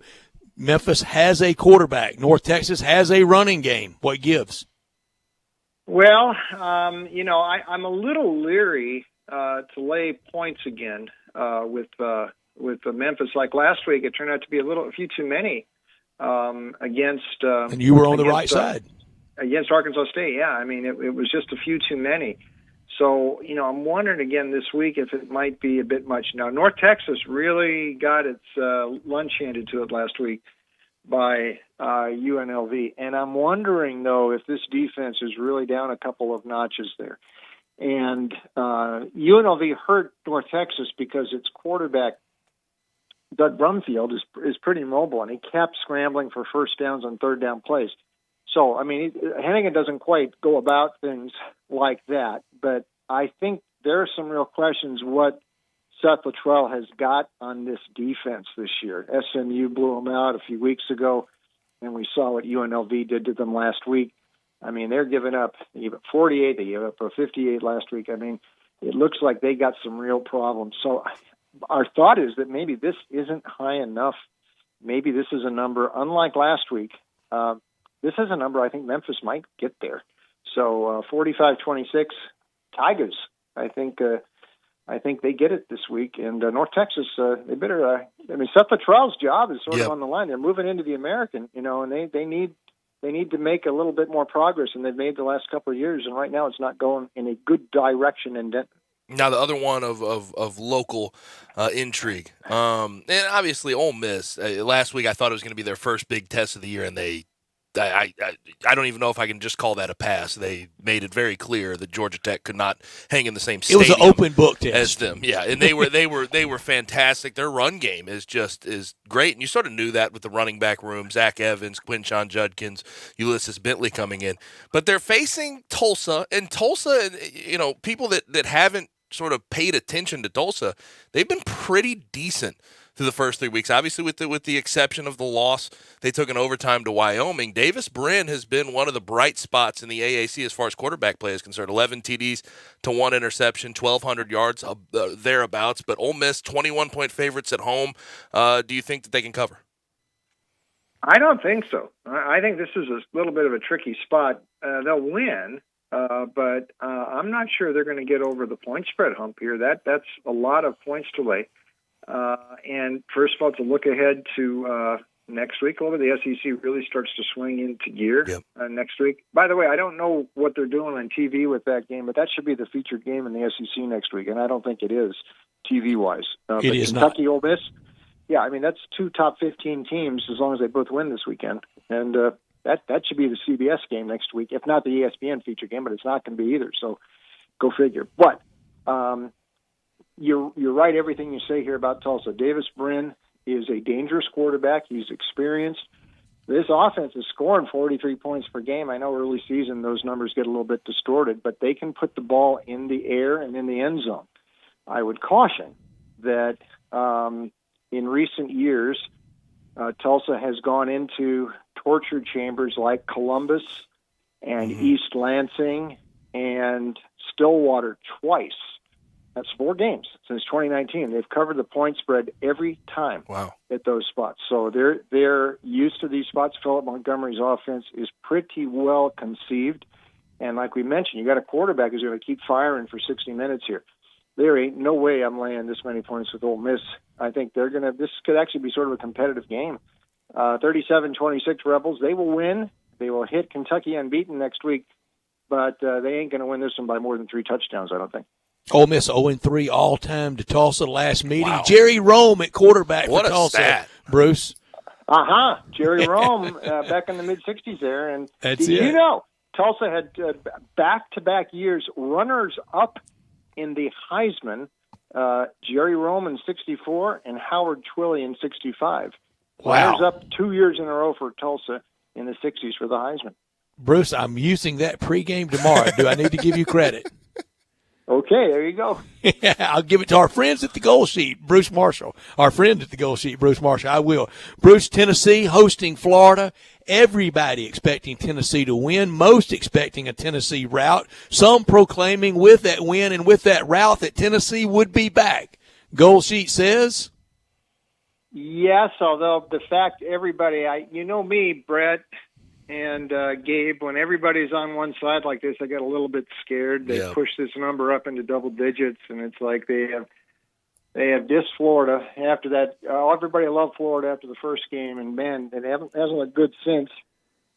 Now maybe we know why Dan Mullen was a little bit reluctant to commit to Richardson because some of his limitations have been exposed the last 2 weeks. Kentucky in particular Kentucky, and even last week Southern Miss to a slight extent, sort of kept him in the pocket and trying to make him, limit what he can do with his legs. He still can escape a few times, but force him to throw. But, Florida's got a problem defensively here, and they've got a pretty new defensive front in, and Napier's been trying to plug the holes up there, but they've been yielding some yardage. South Florida was moving the ball pretty well last week, and I don't think South Florida's all that good. South Florida's unfortunate not to force overtime in that game last week, and that who knows what would have happened down in the Swamp if that happened. Tennessee last year, when they lost this game in the Swamp last year, that was maybe Dan Mullen's last real hurrah for Florida, but it was before Josh Heupel had made the real switch at quarterback. I think by the end of the game he figured out Hooker's got to be his guy, but the commitment to Hooker came after that game, and they got into October, and that's when they started to run tempo the way Heupel's UCF teams did. And they have continued to do that, scoring a lot of points, but I don't want to get too carried away by scoring 63 against Akron. But the win at Pittsburgh was good. Overtime, but that's a quality win, and it suggests to me Tennessee's ready to take that next step. And, they haven't beaten these guys much. What is it, 16 the last 17, and they haven't beaten them since 2016, and they are so overdue, and they want them in Neyland Stadium really bad. 45-27, Tennessee. I'm going to bite on this one and give the Volunteers a shot. I think they are back, and I think, when they run into Georgia a little while later on, that might be kind of an interesting game. From SEC on CBS to SEC on ESPN, 6 o'clock, Arkansas visiting Texas A&M. And A&M got the win against Miami last week. Miami just offensively, they just didn't do anything. And they tried to start striking a little bit late in that game. It was just too little too late. Arkansas, the big issue with them has been their secondary. And looking on the other side, I don't know if A&M necessarily has the juice to be able to expose that, but they are 2-point favorites at home. What say you? It's a pretty good angle you point out there, Gabe. I don't know. Max Johnson didn't have a great – he looked a little better than Haynes King, but that still wasn't – they won a big offensive fireworks show last week. They won that game on the A&M side with DJ Durkin's defense last week. And I think in retrospect, I was wrong on that game, but maybe Miami just not quite ready for prime time yet under Mario. We'll see. Arkansas, though, last week they got caught looking ahead and Petrino was in. That game meant a lot more to Petrino. Arkansas cycled through a few coaches since Petrino was there, so I'm not sure that meant so much to the players, but Petrino, that was a big deal for him, and he had the ambush planted, and Arkansas was in trouble. However, they found some big plays to pull that game out, and big plays are what won this game for Arkansas last year. Jefferson, a couple of long touchdown passes. He has shown the ability to get the ball downfield, and I don't know that Max Johnson has shown that the other way. And last year, Arkansas won this game. They had not beaten A&M since they came into the SEC. They beat them a couple of years before they moved in the SEC when A&M was still in the Big 12, but that was the first win last year since the Ags joined the league, and it was convincing. And Jerry Jones will be there as the host, screaming himself hoarse for Arkansas like he always does for his alma mater, and I think they've got the big play capability just like last year. I think it will do it. I'm still not seeing anything from this A&M offense, and I don't think Durkin's defense is going to be able to keep Arkansas as contained as he did Miami last week. Arkansas runs better than Miami, and Jefferson is a big play threat. This is a legitimate SEC team, and I don't know why A&M has to be favored here. I really don't. So 24-17 Arkansas, score forecast. Great pick, I think, Bruce, and I think a coaching mismatch. That may be verboten to a lot of people, but I think Sam Pittman will beat Jimbo Fisher just about every single time they play. All right, give us that goal sheet Bruce Marshall special, that innocuous out of nowhere pick that will have us all riveted, and then at some point late Saturday night we'll go, dang, Bruce was right again. How about in the Mountain West? Utah State has really been disappointing this far. But they've had a week off. They got smacked by Weber State, which is a pretty good Big Sky team in state 2 weeks ago. They're playing UNLV tomorrow. UNLV's played pretty well early. They're scoring a lot of points. Brumfield, the quarterback, mentioned him. He can make plays with his arms and his legs. UNLV's now laying 3 on the road here. I mean, at the start of the season, UNLV would have been a double-digit underdog in here. From what I am hearing from some Mountain West people is that the Alabama game so distorted Utah State's early season preparation. They were flat for Connecticut in the opener. It took them a while to get control of that game, and then they got destroyed at Bama. That wrecked their psyche. They weren't ready to play. They're vulnerable for an ambush from Weber State the next week. And here we are, week off. They maybe got things back together. Now, Logan Bonner, the quarterback, the question there has been, he's playing again, but he hasn't really tested that surgically repaired knee. And Blake Anderson has sort of said, you got to start testing it this week. His knee's passed every test. He's not running out of the pocket like he should. But, this was the Mountain West champion last year. This number has flipped so much from what it would have been a couple weeks ago. I can't lay points on the road with UNLV. I'm taking Utah State to draw the line in the sand and to get back on track after Alabama, I think, really distorted everything for Utah State the first few weeks of the season. Last couple of things for our guest, Bruce Marshall from the Gold Sheet. Now, in the NFL, a couple of marquee matchups I want to point out. One at noon, Bills-Dolphins. Dolphins at home are going to be 5-point dogs. I understand the Bills have looked unreasonably good through 2 weeks. And also, you look at Packers and Bucks. Bucks 1-point favorite at home, but Tom Brady has really had his luck and had his way with Aaron Rodgers as of late. He has. The Bucs offense hasn't really gotten in gear yet, but sure, their defense is playing good, though, and that's Todd Bowles' specialties, and they have been able to give Rodgers some fits in the past. 2 years ago, they beat him twice, including in the NFC title game, and I'm still not sure where Green Bay's at. Rodgers, this offense looks like it's still missing Devontae Adams. I know they beat the Bears last week, but I give Brady the shot there, so we'll lean a little bit to the Bucs in that one. And then I think Buffalo beats Miami, but Miami is looking a little dangerous here. Tua's got some real receiving threats with Hill and Waddle. They may push Buffalo here, and I think maybe over the total is the way to look. 31-28 Buffalo, our score forecast, so a little bit to Miami, a little bit to the over there as well down at Hard Rock. What's bizarre about that Dolphins offense is Tua's fine, and I think I've been sort of singing his praises this offseason where a lot of people want to doubt him.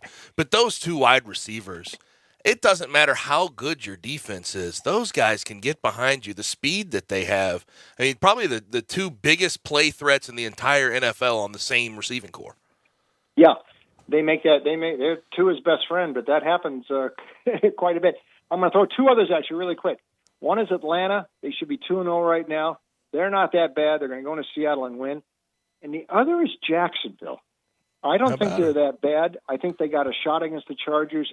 I think there's a chance they could win the AFC South. I might sound absolutely nuts saying that, but you've got a real coach this year. They've got a real defense. Saxonville, and I'm not sure Herbert's 100% this week. So take the Jags. What's that number in Jacksonville Chargers? 3? 7. Oh, it's 7? I think it's 7. Okay. Unless it may have moved. See, I'm seeing it now listed as no line. Yeah, well, that's that's right. This is because of Herbert. Some questions about him. It might be Chase Daniel time at quarterback. But it was recreate 08 in Columbia, Missouri. Hey, it was 7. You're right. I see. It looks like I've seen 7 now down to 3s. So and this one started 9 earlier in the week, but it looks like if Herbert's not going to play, it's Chase Daniel time, and Jags might be worth a look. Always Gold Sheet time. Tell our listeners how they can access more information from you about this big weekend.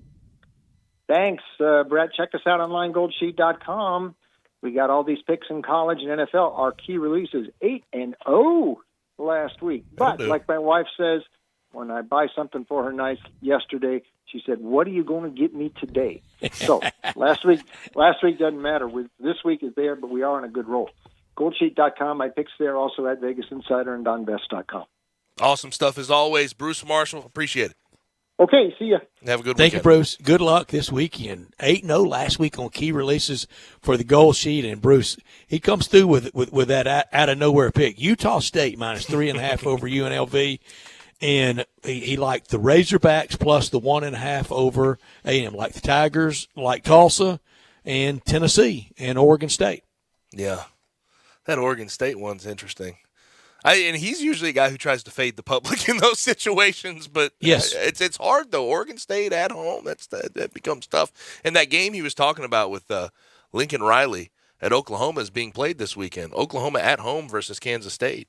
That's one I wish I would have been able to get by with him. That's going to be that's always a tough matchup for Oklahoma, seemingly. But it seems Oklahoma so far this year looks like they're on it's a different team makeup. I think defensively they're just in a way better spot now that they have Brent Venables manning the ship there. We didn't have time. I wanted to ask Bruce about George Kliavkoff and all the whining he's doing about UCLA. What, George, she dumped you. Yeah, take your L. What's the big deal with it? I just don't. I don't. It's get a bad look for a casino executive that's in the in the business of laying some whippings on people. What if people went crying back and go, George, I really want my $1,000 back. I lost it in your joint. Tough luck, man. I want free crab legs. I also I don't comp get, golf. I don't get why. Okay, you're going after UCLA, USC. Just okay. Well, UCLA still they're under the rubric of the California system. Yeah, I get that. And USC's private, but at the same, still same rights to be able to move conferences. But it's a bad look. She dumped you. She's not going to return your call. Yeah, a lot of fans are dumping UCLA though. She's blocked you. Did you see the stat on UCLA and their fan support? Yes, I did. The percentage of capacity. A&M last week 107,000 at Kyle Field. The entire 3 weeks that UCLA's been at home, 90,000. And that's probably way too much. That's probably a lie, to be honest. It doesn't look like that. That's 30,000 a game. There's no way that's 30,000. I've seen that stadium fill up to about 50, 60. That is not it was closer to 30 people than 30,000 exactly. opening day. Seriously, there's a bunch of empty seats, even in the front row. I mean, they're not filling it up at all. Let's go ahead and get to a break. When we come back, we have some SEC football to discuss. We go around the SEC, talk about the premier matchups. That's next. Join the voice of the Tigers, Dave Woloshin, for Wolo and Friends. Weekday mornings from 10 to 11 here on Sports 56 and 98.5 FM. Hey, Jeff Allen, it's a great day to be happy in a new Kia from Gossett Kia South Mount Moriah. What you got going on? Randy, we'd love to make you happy with the all-new 2023 Kia Seltos LX all-wheel drive. Just $257 per month for 36-month lease and only $29.99 due at signing. Or how about a 2023 Kia Sportage LX front-wheel drive, $287 per month for 36-month lease, $34.99 due at signing. That's what I'm talking about, Jeff. You got me happy. And listen, Randy, if you don't see what you want, no problem. We will order exactly the perfect ride for you, and you choose your own bells and whistles. Plus, equipped with a 10-year, 100,000-mile powertrain limited warranty. So whether you live in Horn Lake, South Haven, Olive Branch, or Memphis, you'll be happy at Gossett Kia Mount Moriah. 2680 Mount Moriah or KiaMountMoriah.com. $650 acquisition fee, $30,000 per year, 20 cents excess mileage, 0 security deposit. Siltos P738 6423, MSRP 25325. Sportage P709 8842, MSRP 27955. Includes all rebates and incentives. Must finance through Kia. Excludes tax final license with approved credit. See dealer for complete details. Offer valid through 10/1/2022. Dealer stock only. I know the sweetest thing in Memphis, and I know it's been around for 120 years. You know, I'm talking about Dinstall's, and it's time to stock up heavy on Cashew Crunch, Heavenly Crunch, Turtlettes, all of your favorite Dinstall's treats to watch the playoff games and to watch all the basketball. It's so easy to get. The sweetest thing in Memphis, all you have to do is head to Laurelwood or head to Germantown and Poplar right across from the hospital, or go where they make the candies. That's on Pleasant View. There's nothing that says Memphis better than Cashew Crunch with that little tinge of coconut, or the Turtlettes. Let's face it, there's nothing better than Dinstall's chocolate. That's the mainstay of all candies, isn't it? Milk, chocolate, although their dark chocolate is pretty darn good. And if you get the peppermint with the dark chocolate and put it in the freezer, you're going to love it. So many ways to love Dinstall's. 115 years of making Memphis oh so sweet. A good friend of mine told me about this awesome place for lunch. Oh, yeah? What's the name? Neil's Grill and Bar, where the fat man rocks. Everybody knows Neil. Where's it located? It's located in Yorkshire Square off Quince. And what's it like? The best lunch place in Memphis. You know, like real mashed potatoes and gravy. Everything is made from scratch. Monday through Friday, daily lunch specials like Monday baked chicken, Italian Tuesday, spaghetti, ravioli, Italian spinach, delicious fried catfish, fried chicken livers every Wednesday, Friday, Salisbury steak, barbecue chicken, or if you just want a vegetable plate, the best veggies in town. What about the lunch price? Meat and 2 veggies, $8.95. Meat and 3 veggies, $10.95. And veggie plate, $9.95. Big fat boy portions, man. Man, you're making me hungry. Come hear the best live local music at Neil's. Eddie Smith plays Sundays 5 to 9, Mondays karaoke, Tuesdays Debbie Jameson, Wednesdays Elmo and the Shades, Thursdays John Williams and the A440 Band at Neil's. Where the fat man rocks. What do you mean your emergency ribs? I always have a backup rack. Just in case. Exactly, you get it. No. I can't always get to Central Barbecue when I have a rib fix. Like, say, when you're on the air. You so get me. Imagine I'm on the air, suddenly I have a rib crave. As soon as I go to commercial, I can grab the Central Barbecue backup rack. And you keep them... in my briefcase. That's what's in that briefcase? That and usually some Central Barbecue slaw. That's pretty much it. Not, say, show prep? Nah, I don't want to get sauce on that. Simple, smooth, and every sip as easy as the last. Tito's handmade vodka tastes just as good with tap water as it does with your favorite mixer. Back in the day, Tito distilled, hand bottled, taste tested, sent to a few friends, then taste tested again to give you the finest juice around. No frills, no flavors, no fancy labels, just the good stuff. Just Tito's. For recipes, videos, and more, visit Tito'sVodka.com. Distilled and bottled in Austin, Texas, 40% alcohol by volume, namely 80 proof, crafted to be savored responsibly. DeSoto Auto Sales specializes in late model cars with low mileage. They have the highest standards in the car industry. All of their cars are test-driven, checked out from head to toe, unlimited inventory, every make and model. And if it's not on the lot, they'll find it for you. Walk in the door of DeSoto Auto Sales, 5704 Goodman Road. Within 45 minutes, you can test your car, get credit approval, and finish paperwork within an hour. No shortcuts at DeSoto Auto Sales. Kind, courteous employees, a down-home environment. DeSoto Auto Sales cares about your time. Lowest prices in a 350-mile radius. We're living in a world today where time does matter. Visit them online. Check out their referrals. DeSotoAutosales.com. Very proud to serve DeSoto County and other surrounding areas. DeSoto Auto Sales, 5704 Goodman Road. Call 662-890-7184. 662-890-7184. Come on down to DeSoto Auto Sales.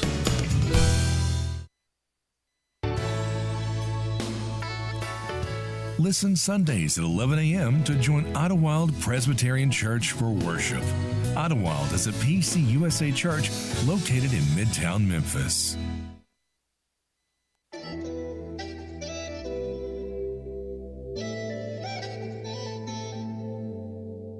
Now, back to Sports Time on Sports 56 and 98.5 FM. This hour is brought to you by the Big Green Egg. I think this is the best chicken I ever had. Here once again are Gabe Kuhn and Brett Norsworthy. Welcome back in, Family Leisure Studios for Sports Time. We're Gabe and Stats. I'm Gabe. He is Stats. Now, we finally have gotten the expert take on Florida and Tennessee. Tennessee 10.5-point favorites at home against number 20 Florida. Tennessee can improve to 4-0 and have a nice little top 25 win if they get past Florida. Now, I'm going to open it up to you, Brett. What are your thoughts on this game? It seems, I'll say my thought real quick. I think it seems too easy. It seems like Tennessee will run away with this thing considering what Florida's done the past 2 weeks. But I know, generally speaking, when we talk about the SEC, when we get into in-conference matchups, it's never that easy. It's never that easy, but I think it appears to be this easy because right now Tennessee is ahead of Florida where they want to have their program. They got the head start last year with Josh Heupel. They kind of took their 7-6 lumps last year. Florida's going to take those, maybe more than that. There's the very real chance Florida doesn't get bowl eligible. I think they will. I think they will kind of thread the needle. But Tennessee went through that last year, had the plucky losses, the good kind of losses. Tomorrow, too much Tennessee offensive firepower. There's no way Anthony Richardson to get that many at-bats and always get a hit to match that. The only thing with Tennessee, and this is what the question was going into the year, is defensively, are they really that good? And they haven't been overly stingy against the pass or the run. I think they're better. I don't know how good they are. They're better, and we saw that with Ole Ole Miss. Bit like Ole Miss last year. We saw something similar.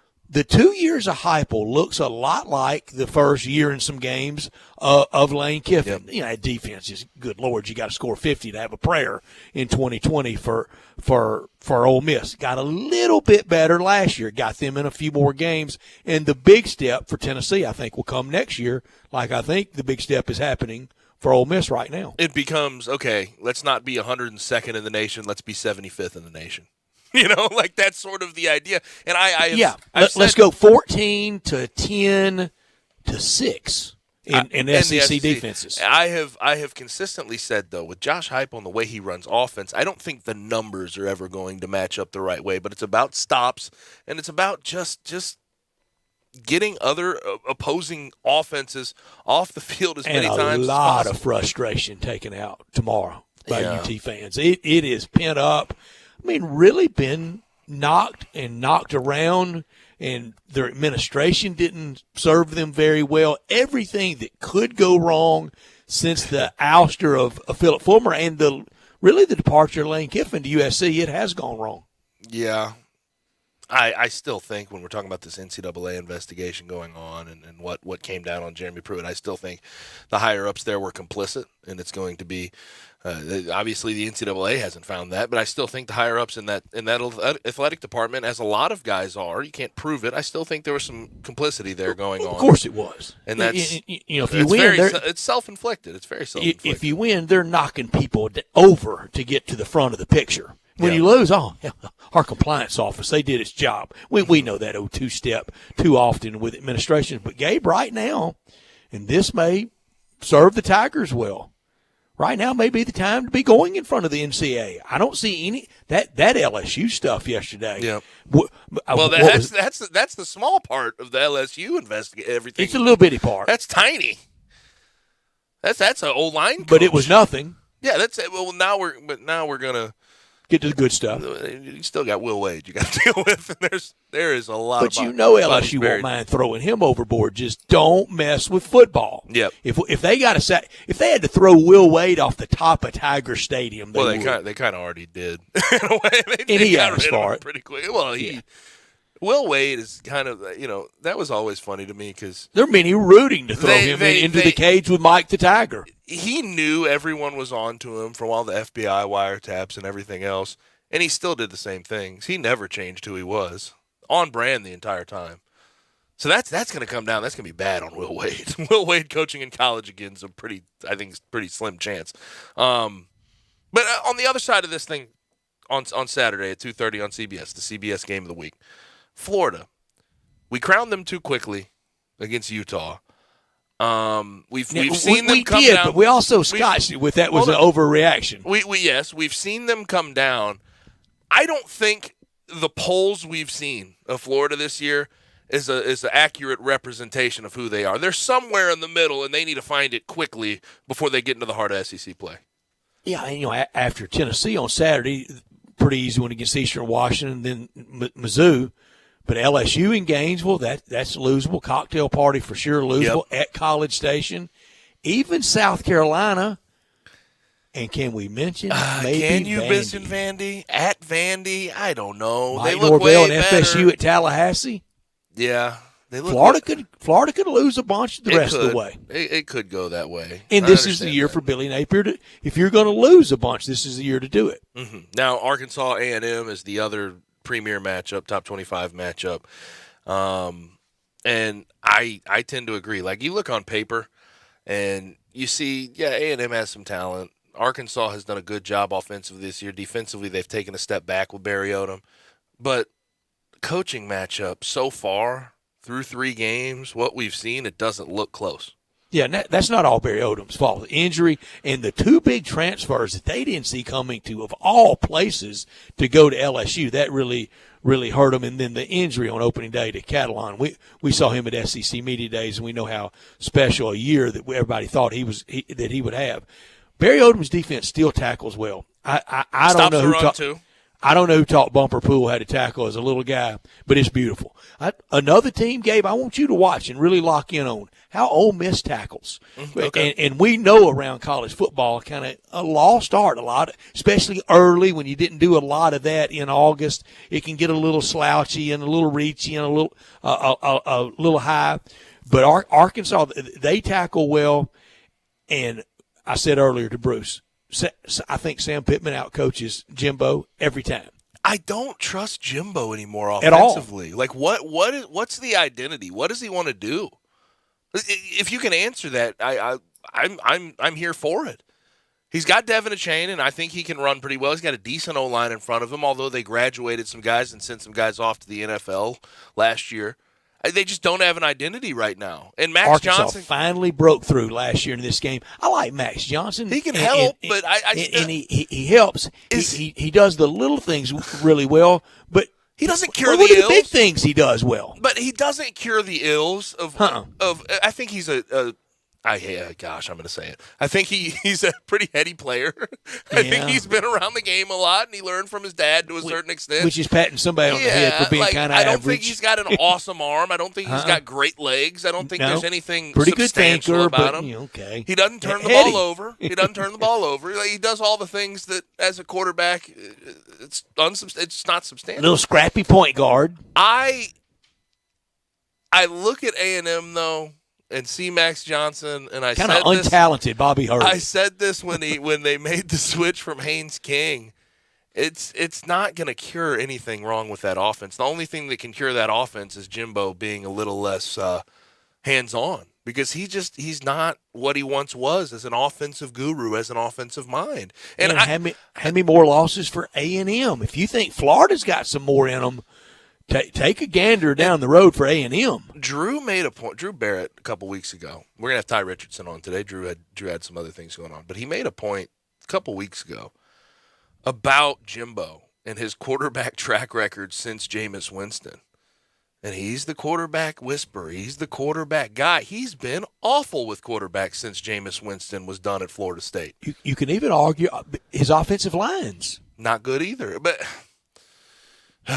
And that goes hand in glove. And again, I know how he's acting receptive in front of the press about the offensive woes. He's acting like, oh yeah, I'd totally take my hands off if somebody came along that was smarter than me and could figure it out for me. I still don't believe that.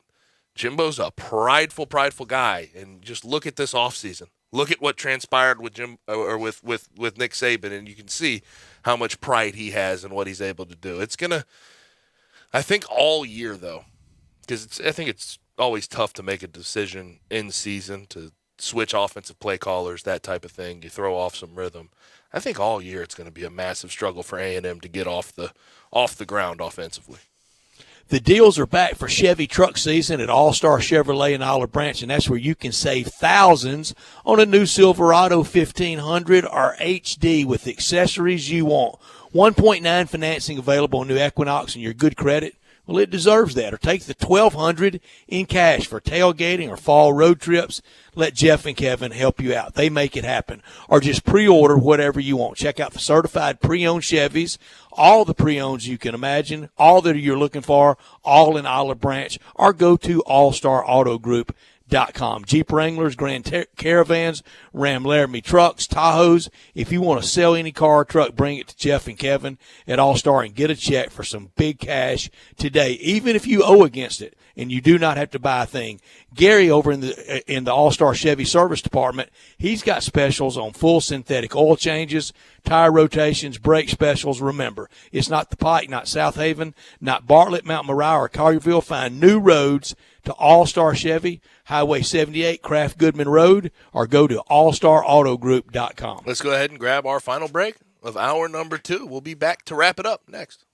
Broadcasting from the Family Leisure Studio, we are Sports 56 and 98.5 FM. I often say they've set the bar for the way car business should be done at Homer Skelton Hyundai. You know how close that is. It's right there at Highway 78, Lamar Avenue, and Craft Road, the very first exit in Mississippi. I say it because they always come up with new innovations. And right now, when we've had all these shortages on new cars, Homer Skelton Hyundai is always going to come through for you. You won't pay more than the sticker price for a new car at Homer Skelton Hyundai. That's Chris True's pledge. You'll never pay more than sticker price. Those other guys, they could charge you a whole lot more for that new car because they know there's a shortage. That never happens at Homer Skelton Hyundai. That's part of the philosophy and the team that's been together for about 15 years now. You want the best of service? You want the best of products? It's the combination and the trust you'll always get from the best guys around. Homer Skelton Hyundai and Genesis of Olive Branch. So what if summer's coming to a close? It'll be back, and you'll be ready with a new spa. Why's that? Because the world's biggest spa sale is happening right now at Family Leisure. Right now, through October the 2nd, you will get the best ever prices on spas. Family Leisure has a large selection of spas still in stock and ready to ship, and up to 30% off. Yes, 30% off in-stock spas. You want a swim spa? Now's the time to buy with huge discounts just for you. Special financing is available. Plus, you can get free upgrades on select spas. Just ask about it. Family Leisure also has fantastic deals on saunas and massage chairs.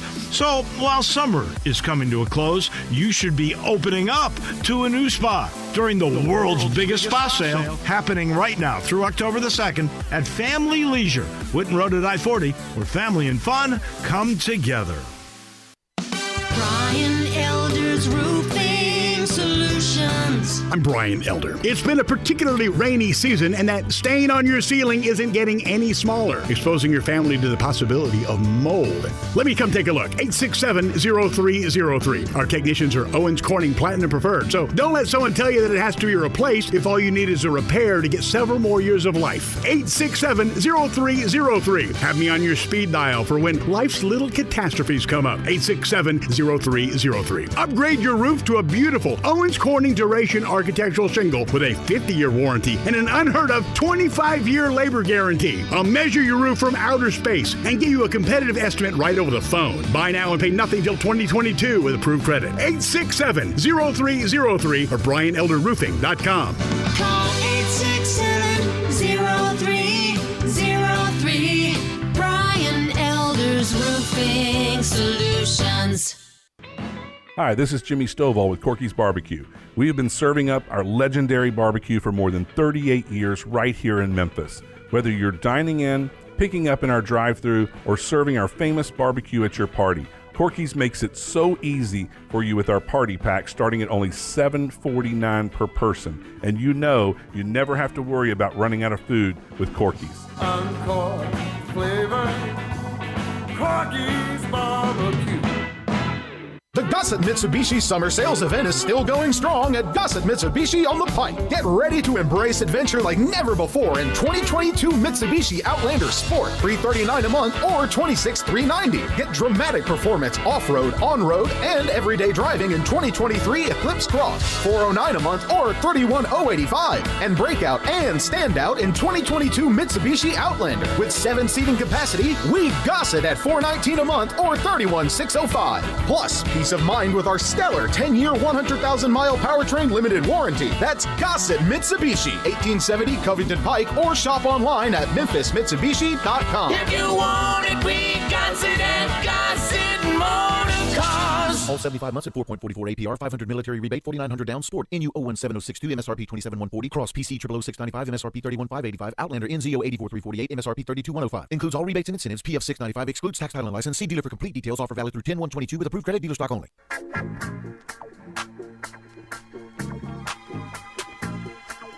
Now, back to Sports Time on Sports 56 and 98.5 FM. This hour is brought to you by the Big Green Egg. Bon appetit. Here once again are Gabe Kuhn and Brett Norsworthy. Papa was a Rolling Stone, but now I got Rolling Stones in the bezel. Back rolling. Mama and home all alone, hustling. Last segment, hour number 2 for Sports Time. We gave him stats. I'm Gabe. He's Stats. Hour number 2 has been brought to you by our good friends at the Big Green Egg. And I always talk about your best ability being your availability. That's in athletics, in sports, and in grilling.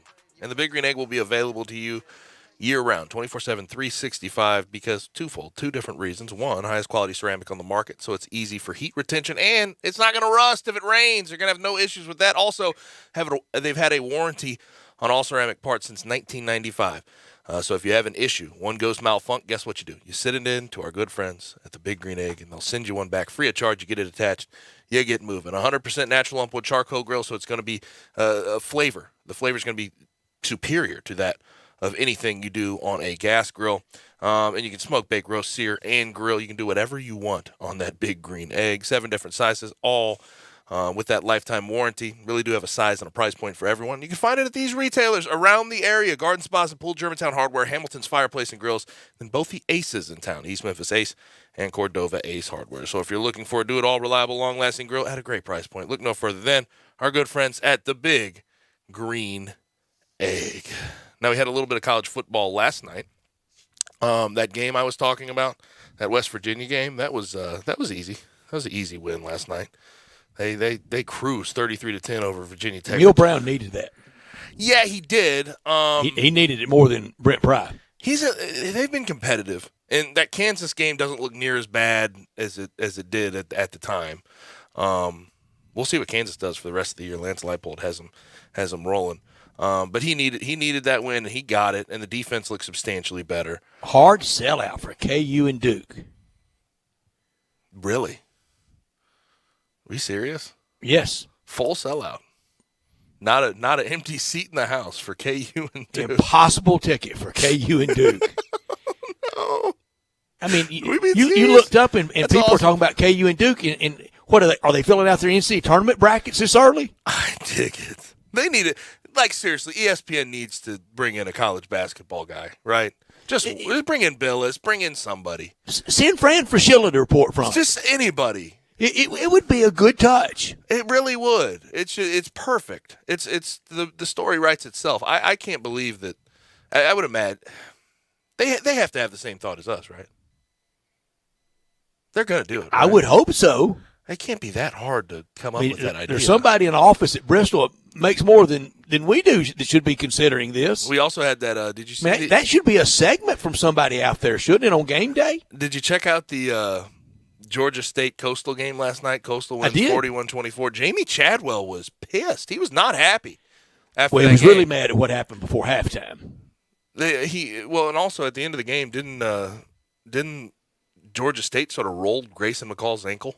Oh, I didn't see that part. Yeah, of it. so Grayson McCall's ankle got twisted at the end of that game. Well, that would make me mad too because he's big time. Jamie Chadwell went into the presser, which is it's not common for a coach to do this, but he said that team over there was dirty.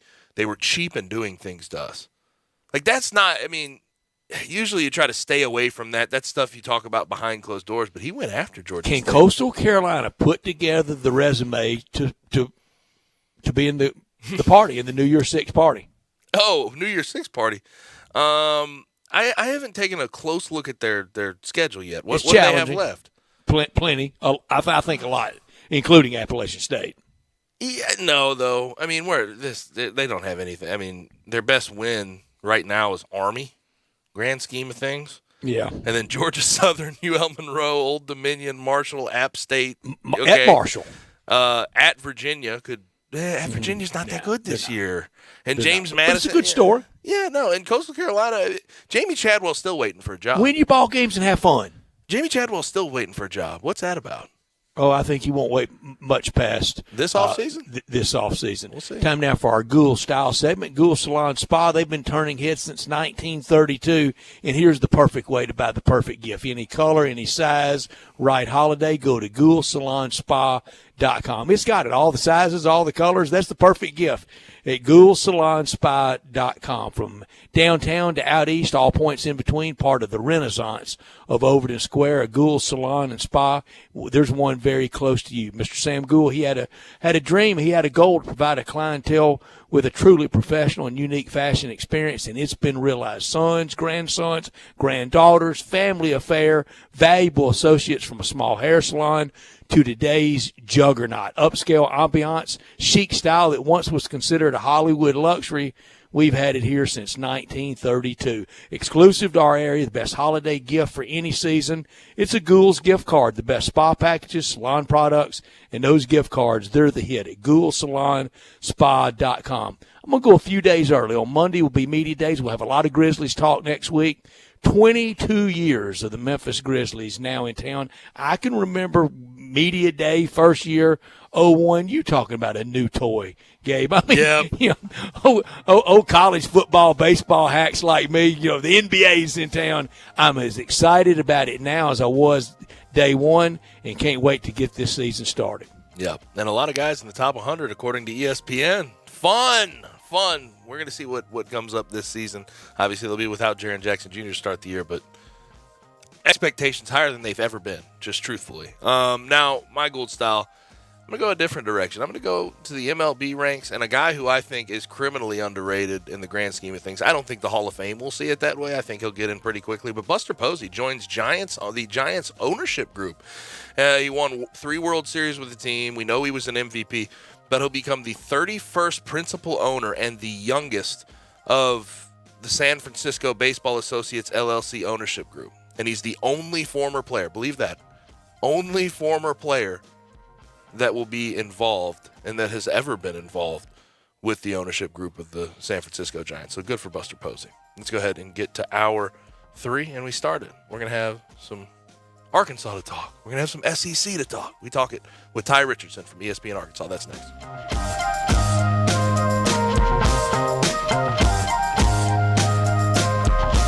Hi, this is Troy Fiveash, owner of Fiveash Roofing. In these uncertain economic times, there are so many things as a contractor and a business owner that I cannot control. The rising cost of materials, not to mention fuel and transportation costs. In the last 2 years, shingle prices have almost doubled, and commercial materials have doubled. And I don't have to tell you what fuel costs these days. But you know what I can control? How much markup I put on a project. I have always prided myself in knowing I never gouge a customer. But in an effort to ensure my crews have work and my customers are being treated fairly, I have lowered my profit margin, hoping to give you a price you can live with and keeping my crews busy. So if you need a roof or gutters, please give us a call. Fiveash Roofing, fair, honest, and ethical. Fiveash Roofing, a proud sponsor of Tiger Athletics and a member of the Tigers home team. 367-0050 or MemphisRoofer.com. 367-0050 or MemphisRoofer.com. Fiveash Roofing, it's what we do. We're here for you. Need, want, dream about a new ride? We got it at Gossett Kia on the Pike. 2023 Kia Seltos LX all-wheel drive super new SUV. Only $257 a month, 36-month lease, $29.99 due at signing. Looking for luxury and performance? 2023 Kia K5 LXS sedan. We got it at $293 a month, 36-month lease, $31.99 due at signing. If you don't see what you want, not a problem. Let Bobby J order a new ride for you today. Plus, Gossett Kias come equipped with a 10-year, 100,000-mile powertrain limited warranty. Ask for Bobby J. He'll put you in a new Kia today. Gossett Kia, 1900 Covington Pike, or shop 24/7 KiaCovingtonPike.com. If you want it, we got it at Gossett Motor Cars. $650 acquisition fee, $30,000 per year, 20 cents excess mileage, 0 security deposit. Seltos P 738 6423, MSRP 25325, K5 950 6883, MSRP 26860. Includes all rebates and incentives. Must finance through Kia. Excludes tax, title, and license with approved credit. See dealer for complete details. Offer valid through 10/1/2022. Dealer stock only. Golfers, now in Edwin Watts Golf Shops, it's time to hit faster, longer, and straighter with Titleist. The new TSR drivers are designed to maximize distance and elevate your performance. Titleist TSR driver, pushing for perfection every day. Come into Edwin Watts Golf Shops for the new Titleist TSR drivers and get custom fit for free today. Can't make it in store? Visit us online at worldwidegolfshops.com. Edwin Watts Golf Shops, home of the 90-day satisfaction guarantee and family owned and operated since 1968. 2000, 2008, 2022. When it comes to the economy, those are some scary years. .com crash, housing crash, and the roller coaster we're going through right now. It's a dangerous time to not know your numbers. But over 31,000 businesses have the confidence and clarity they need because they rely on NetSuite by Oracle, the #1 cloud financial system. NetSuite gives you visibility and control of financials, inventory, HR, planning, and budgeting. Manage risk, get reliable forecasts, improve margins. Everything you need all in one place. So, how do you prepare for uncertain times? The answer, NetSuite. NetSuite helps you identify rising costs, automate your business processes, and easily see where to save money. That's why 93% of customers say they improved their visibility and control when they upgraded to NetSuite. What are you waiting for? NetSuite is offering a one-of-a-kind flexible financing program. Head to netsuite.com/play. netsuite.com/play. Visit Frontier Western Store today for new shirts and boots. Frontier is your top Carhartt store in the Mid-South. There's thousands of in-stock shirts and jeans. They have the classic K87 pocket tee in every color they make, including new ones just released. Available small to 4X. Want new jeans? Frontier has you covered with super tough work denim by Carhartt. And you've got to check out their selection of Ariat jeans for men, women, and children. You'll love how easy it is to find the size and style you need. Have you seen Frontier's remodeled world-famous boot showroom? It continues to expand. New styles by Ariat just arrived, plus plenty of in-stock proven classics too. Whether you need work or dress boots, trust that Frontier's the place to come. See thousands of pairs of Ariat boots and thousands more by Dan Post, Corral, Durango, Rocky, Twisted X, and others. And Frontier's pricing is lower than online and chain stores, so you know just the local shop to visit. Frontier Western Store, 5880 Goodman Road in Olive Branch, and on the web at frontierwesternstore.com. Locally owned and operated since 1967. Step up your wings game at East Coast Wings and Grill. With 60 wing flavors and 7 heat indexes, do you have what it takes to turn the heat on your wings up to insanity? East Coast Wings and Grill is family friendly with a large variety menu to satisfy the whole bunch. Sign up today for their loyalty program and taste the rewards. For every $1 you spend, you collect a point. Earn 100 points and receive a $5 reward. Next to Lowe's off Highway 64 in Bartlett, come try America's best wings at East Coast Wings and Grill. We are Sports 56, WHBQ Memphis, and W253DF Memphis. Flynn Broadcasting Stations. Oh, yeah. Now, back to Sports Time on Sports 56 and 98.5 FM. This hour is brought to you by DeSoto Auto Sales. I couldn't believe it either, but that thing runs like new. Here once again are Gabe Kuhn and Brett Norsworthy.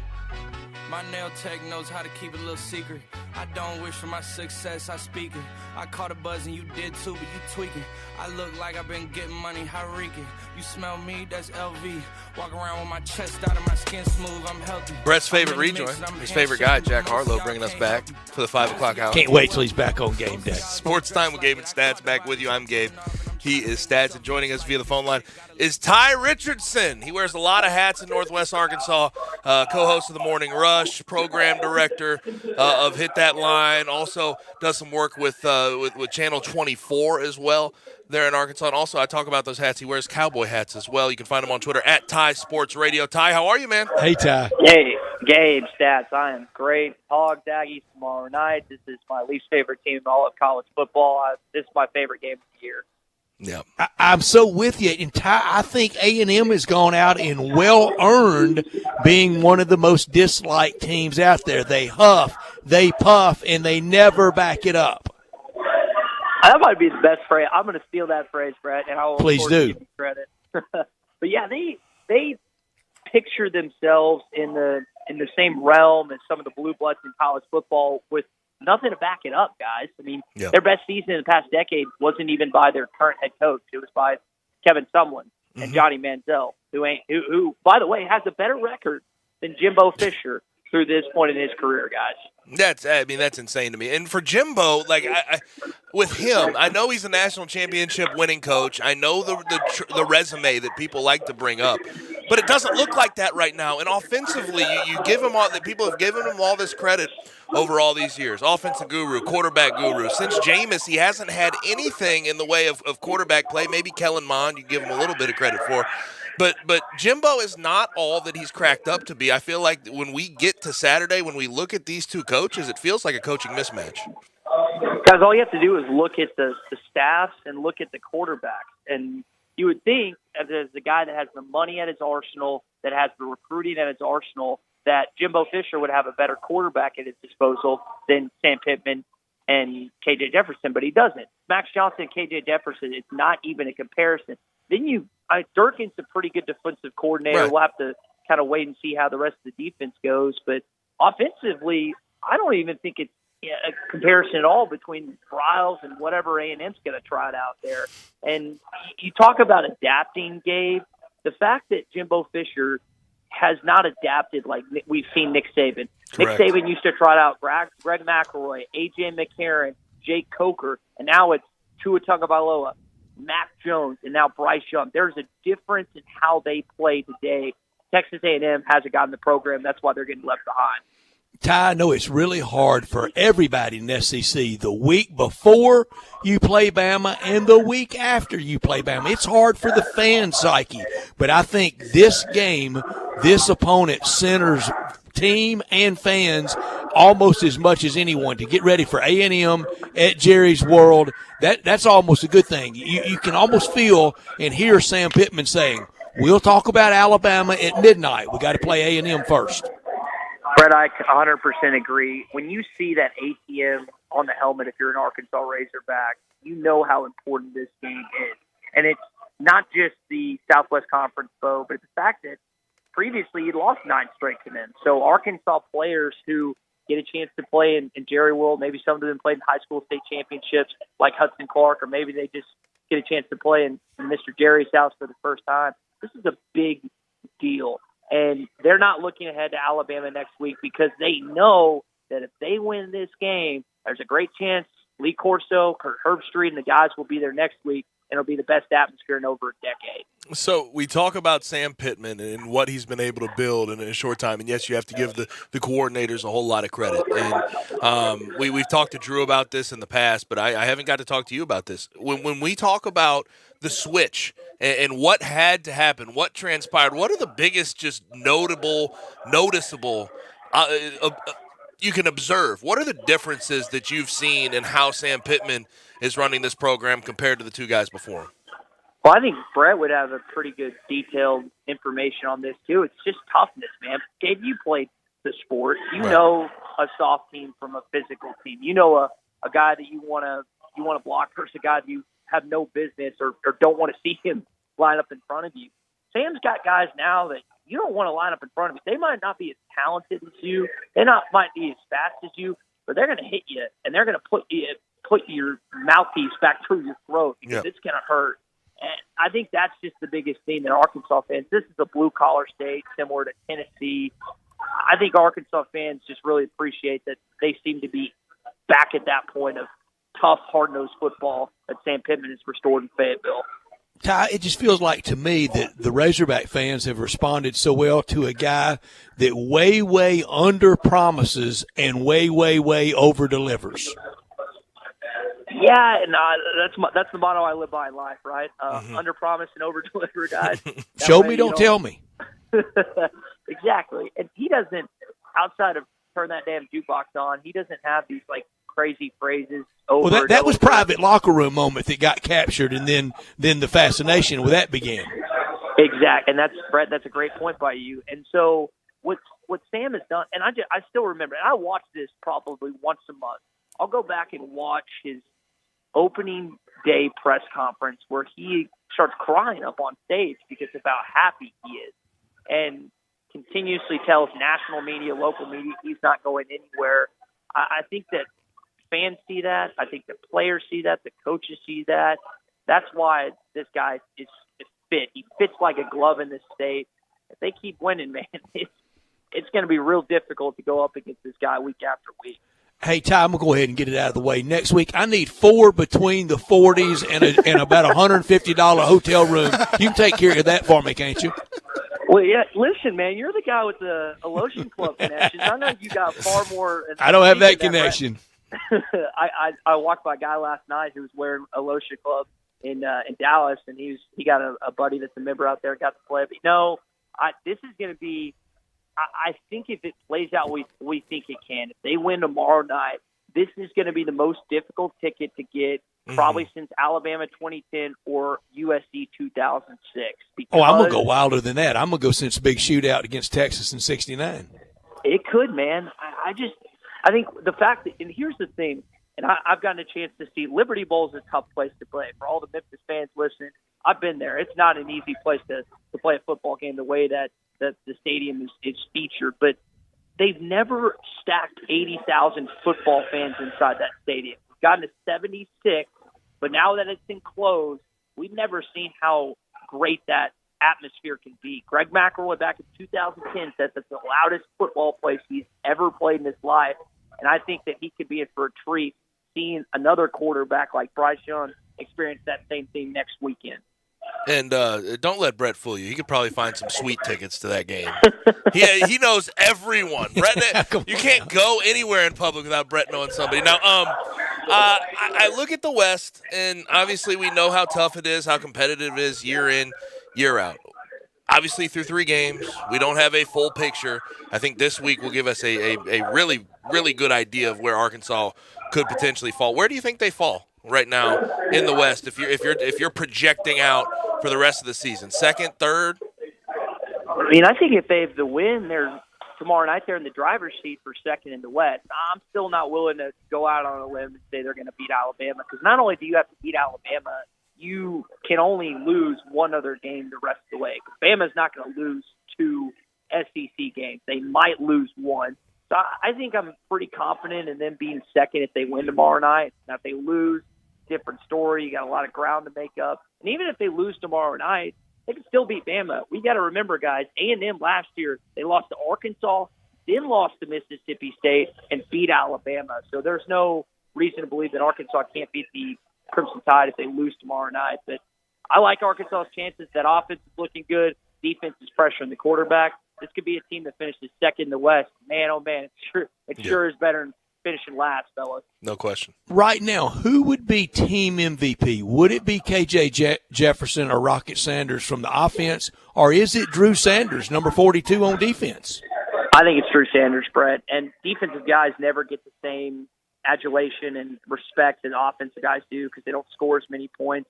This guy's had 5.5 sacks through 3 games. They are number 1 in college football in sacks.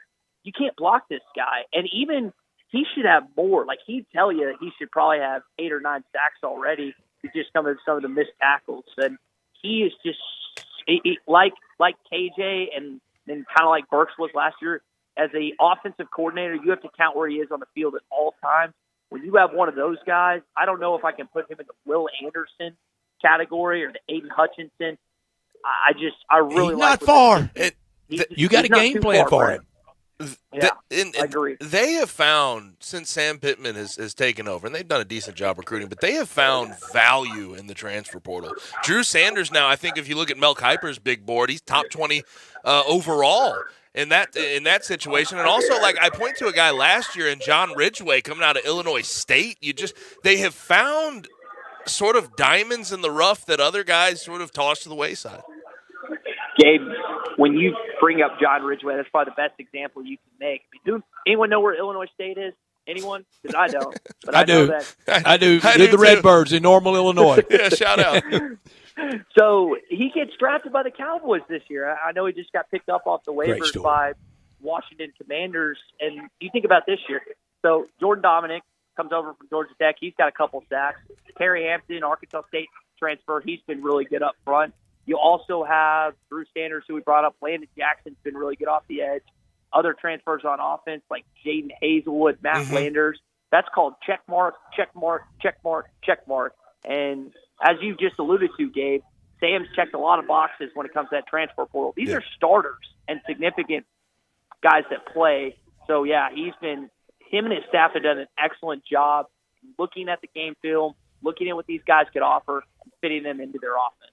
the only time Arkansas's had game day. It was in 2006. It was just a great atmosphere and rolled over Tennessee. It wasn't a great Tennessee team, but it was a pretty good Tennessee team. Lance Allworth back on campus for the first time since his playing days, and his letter jacket still fit perfectly. Ty, if the Razorbacks take care of business against A&M, you can do your whole show next week just around game day dynamics and around who would be guest picker. So I'm going to start it early. Let's say the Razorbacks take care of business against A&M. Who should be the guest picker on campus at Fayetteville, sitting up by the registrar's office, looking down into Reynolds Razorback Stadium? To me, there's only two options. John Daly was here for SEC Nation. I guess you could put him back for College Game Day, but that's kind of, I'm putting him out of the equation. I think he'd be great. I think it's just Darren McFadden and Jerry Jones. I think those are the only two guys that Arkansas fans would agree would be great for College Game. And not that the other guys wouldn't fill in admirably, but if you think about what Mr. Jones is to the University of Arkansas, what Darren McFadden was in 2006 and also 2007 and 2005, I think those are the only two that every Arkansas fan would be happy with if they were their guest picker. I agree. I think the fans would respond great to either one of those and to John Daly. But how about this? Since I mentioned the big shootout, 1969, Marine One landed where the practice field is now, and they escorted President Nixon into the stadium. Guest picker on game day, the former President of the United States, Bill Clinton. Brad, of course. You're going to open that can of worms. Yeah. 16 on a Friday. Oh, goodness gracious. I don't know. I think I might like Ty's ideas a little bit better than that. And he's a huge fan. I can imagine social media right now with Bill Clinton picking Vandy Oh, come on. whoever. You got to lay the sword down from that. I mean, he's 22 years removed from his presidency. Let an older guy have a big to say day. You have to lay the sword down, and just knowing what would happen in the social media sphere and public opinion. Who goes else. to Twitter anymore? Yeah, right. Brett, you try to avoid it. I'll give you that. I almost fell out of my chair, Brett. I just wanted you to know that. I was wondering where you were going with that, and I legitimately almost fell out of my chair. You know, President Clinton was there that day in 69. There were actually three presidents there that day. Richard Nixon was there. George H.W. Bush was a member of Congress from Houston. He was there that day, and he was in the official party, and Bill Clinton was there as well. Yeah, there's an iconic picture that I know you've seen of George H.W., President Nixon. It's the legendary picture. Man, I wish they had that game. I wasn't even around. I wasn't even thought. I was 7, and most remarkable about that day is we watched it on my grandmother's color television, Ty. Oh, big money. There we go. Wow. That thing was 60 inches, right, Brett? No.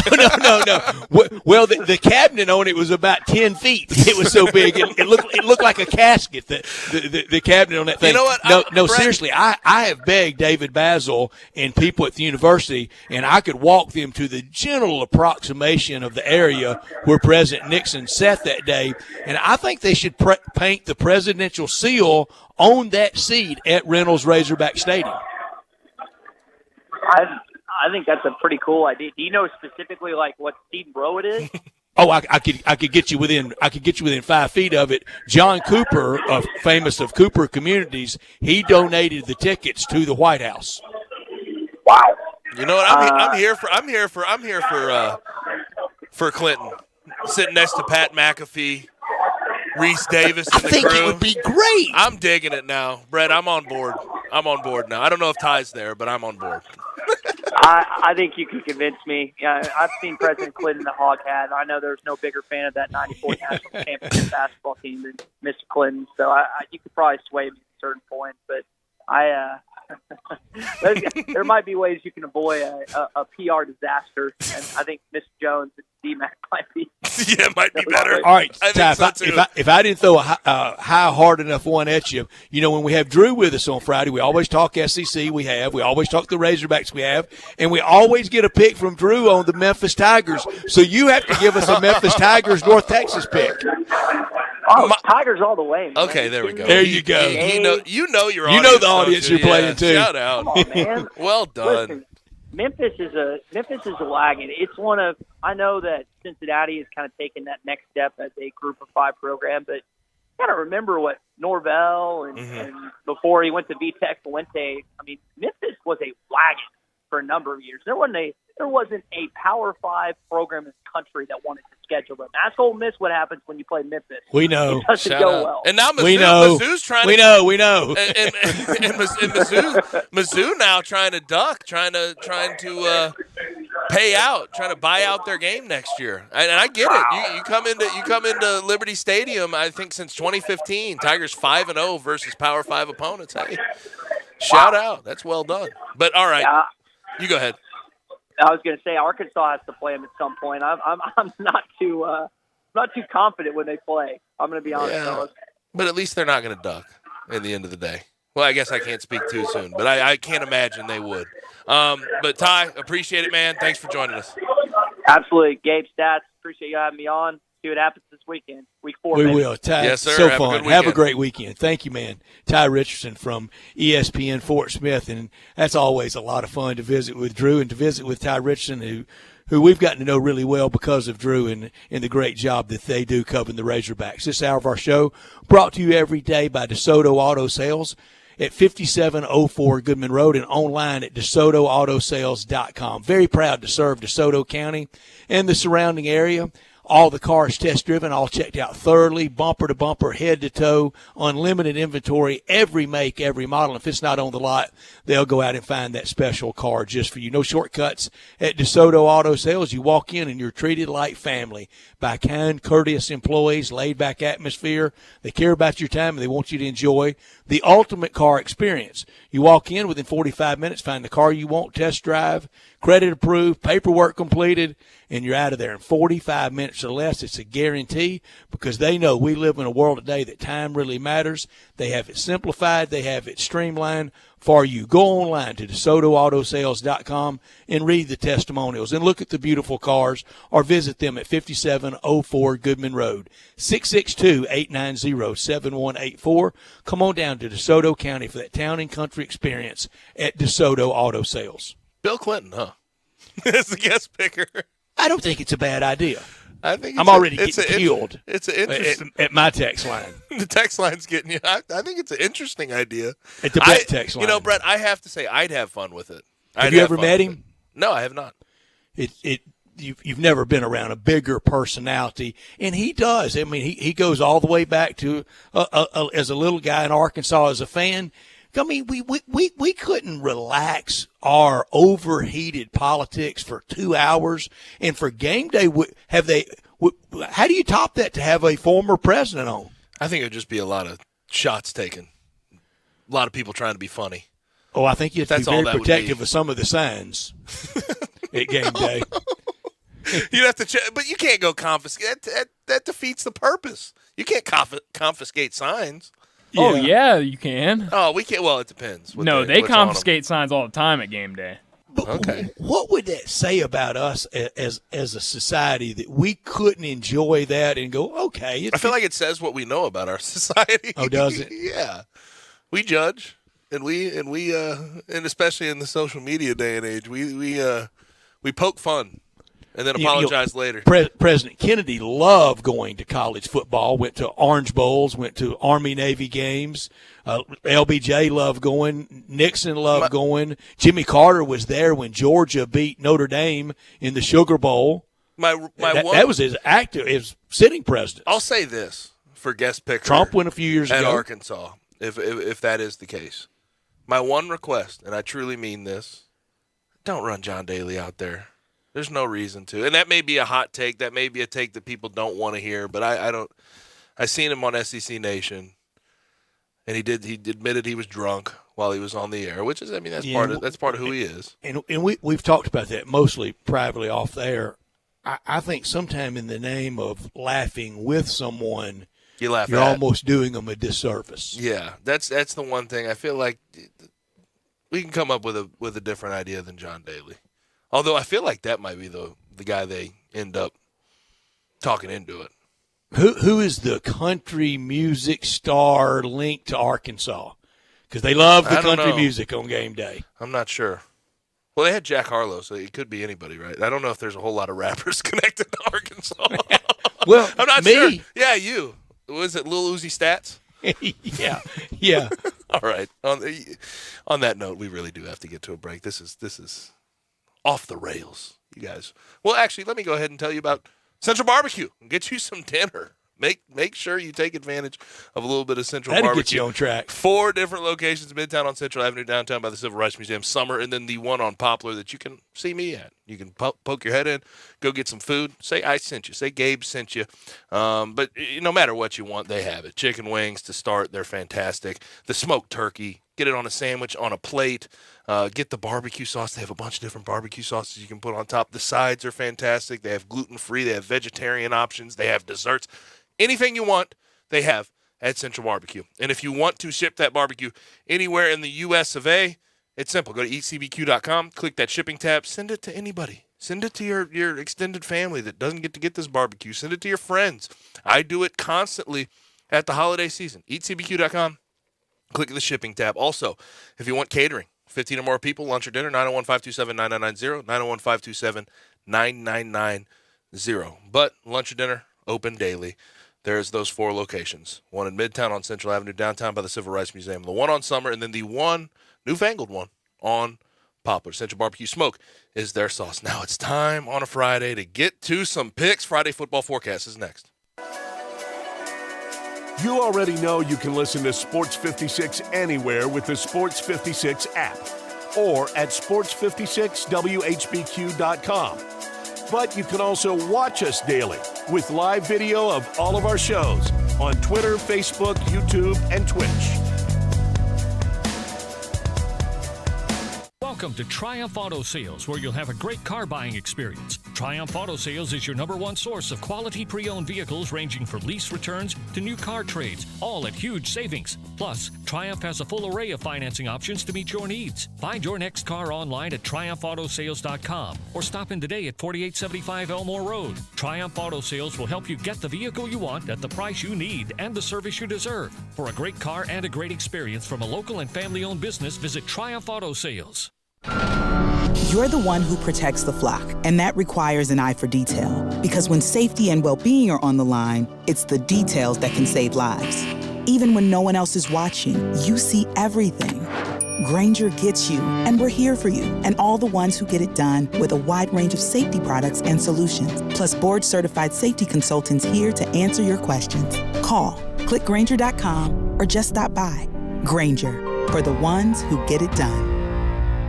I often say they've set the bar for the way car business should be done at Homer Skelton Hyundai. You know how close that is. It's right there at Highway 78, Lamar Avenue, and Craft Road, the very first exit in Mississippi.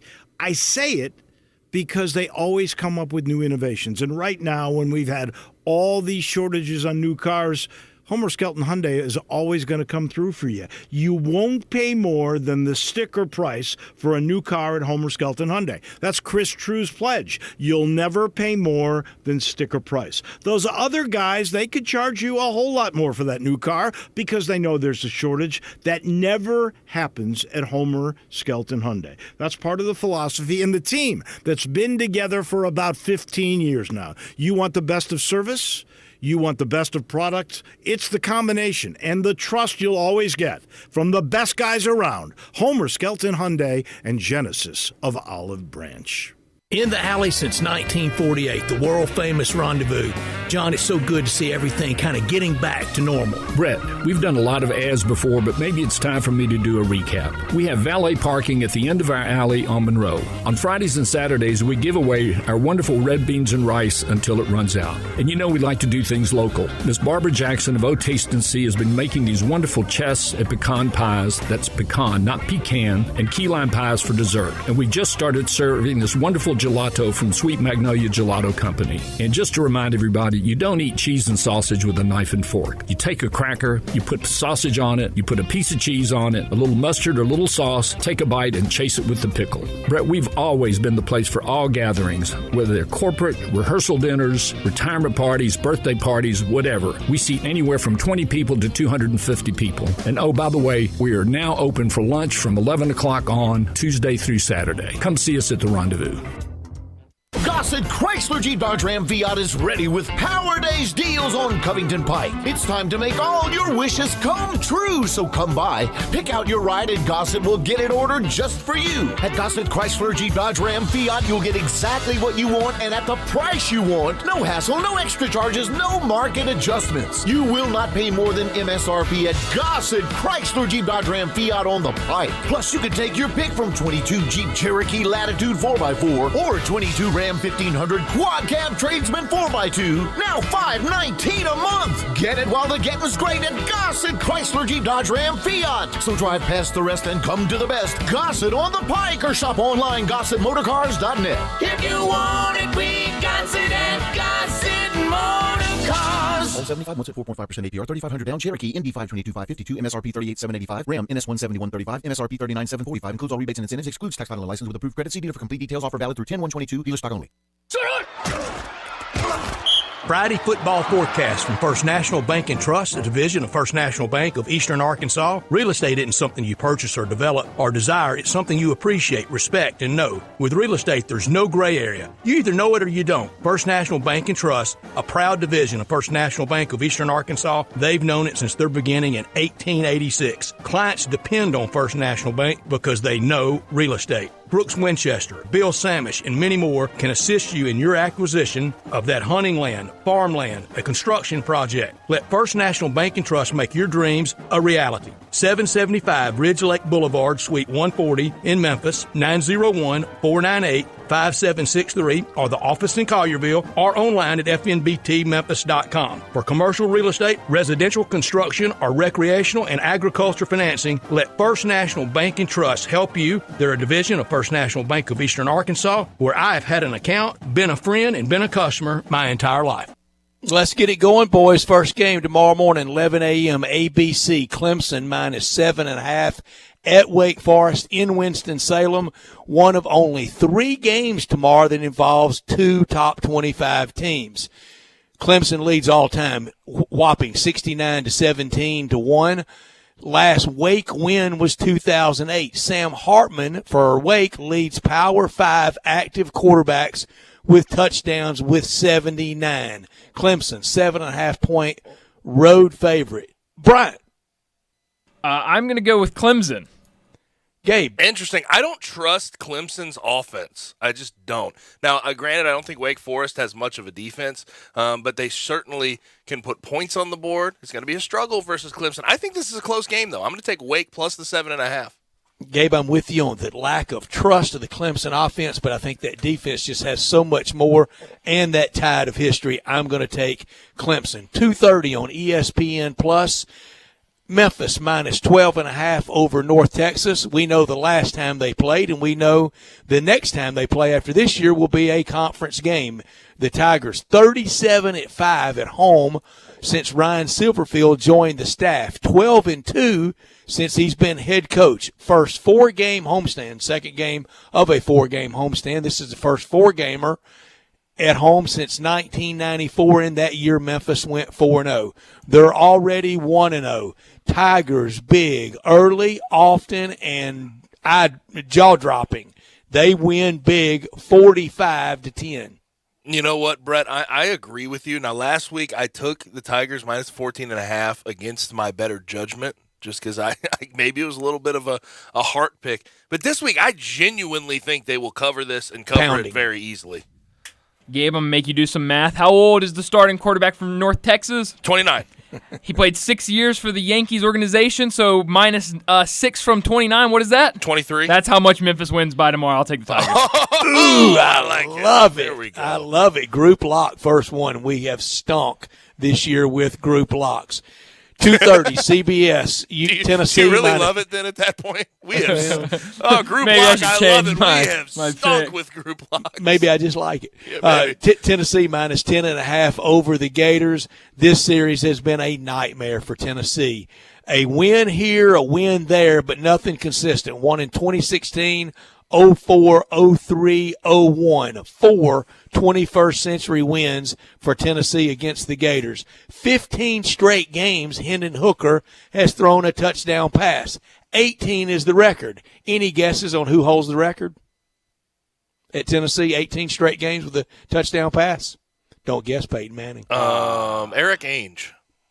That's a great guess. It's more that type of player. Heath Schuler there you go. has that record. Tennessee, 10.5-point favorite. Almost the same feeling I have about the Tigers I have for Tennessee. Steve Spurrier's first year at Florida, Tennessee won this game 45-3. It's not going to be that bad. It's only going to be 45-17. Big Orange. Goalposts come down. Brett. Not so fast. I'm gonna hit you. I'm gonna hit you with it. I don't know why I feel the way I do about this game, but I know when you get into this game, a rivalry, a game that Tennessee really wants, but Florida has to prove what they were week 1 was not a fluke. I think they've done a lot more at practice this week. I think they come out. Now, do I think Tennessee wins? Yes. But I think Florida will cover the 10.5. I have a lot of friends that go to Tennessee, and I've been seeing on their stories. They're very excited for this weekend. It's going to be a great environment up at Rocky Top. Game day, obviously, going to be there. So there's going to be a lot of people there. It's going to be loud, and it's going to be great when I see all of them upset after the game because Florida's going to win this outright. Whoa! Straight up upset. I didn't see that one coming. How bad have we been on group locks? 1-6 this year. That's bad. Yeah, I don't like 1-6. So maybe the public out there guys. Jeez. needs to have the big go again. 6 o'clock on ESPN at Jerry's World. A&M and Arkansas. A&M a 1.5-point favorite. Rocket Sanders leads the SEC in rushing. Drew Sanders tied for the lead nationally with sacks with 5.5 sacks. A&M leads the series at Jerry's World 7-4. A&M, or Arkansas rather, leads all time 42-33-3. I think the Razorbacks win this game comfortably, 27-17. Arkansas, they cover. They get to 1.5, so they cover and win the game outright. I just don't think A&M has the juice to really take advantage of Arkansas's weaknesses. And Arkansas's weakness is in their secondary. They've been missing some guys. They've been having some issues, and A&M has been awful passing the ball this year. I think that Arkansas can own them up front to a certain extent. I think it'll be a battle. But I'm going to go Arkansas plus the 1.5. I think they win outright. I'm going to go 31-17 final score. What was our record on group locks again? 1 win, 6 L's. Well, I wish I could change it, but I already put it down, so I'm going to stick with it. I'll take Arkansas. Group lock, second one of the weekend already. College football locks in shock time. I'll start with my college football lock. I'm going to lay the 21.5 right here in Oxford tomorrow against Tulsa for Ole Miss. Ole Miss may not win by 42, but they win by 21.5. Ole Miss over Tulsa. Gabe? My lock, I'm going to go Louisville minus 14.5 versus USF. USF ride substantially too high after last week going into the swamp and playing close with Florida. I do think it was relatively fluky, and I think that Louisville is going to be able to take advantage of the ground game with Malik Cunningham, with whoever they have running the ball behind him. I think Louisville runs away with this thing. I'm going to go with North Carolina minus 1.5 over Notre Dame. North Carolina's looked good this year, and Notre Dame hasn't. So Notre Dame, this is more of a Notre Dame prove it to me by beating North Carolina. So I'm going to go with North Carolina. Stay right there with Bryant with his shock. I'm going to go right there with what Bruce Marshall was saying earlier. I'm going to take not? Utah State plus 3.5 over UNLV. This is only UNLV's second road game of the season. They lost in that first one to Cal. I just don't think UNLV is that good. I mean, they have a good record. That was against an FCS team and against North Texas. We'll see how good North Texas is tomorrow. I just got to go with Utah State. At Utah State, I think the crowd's going to be good, so I'll take them. Jerry Tarkanian's not walking into the stadium. No. He's not. I'm going to take Indiana plus the 16.5 at Cincinnati. And every time I mention Tom Allen, I say how much I love Tom Allen. Do you love him? I do. We love Tom Allen. I love Tom Allen, yeah. Here we go. My shock, and I've been told that this is a trap. I don't care. I'm going to go 24-10. I think Baylor beats Iowa State on the road. Oh, it's they trap are game, Gabe. 2.5-point dogs. Give me Baylor. Wow. Big man knows it's a trap and walks right into it. Just like a That's Baylor fearless. Bear. If I'm going to walk into a trap, Dave Aranda better be the head coach of that team.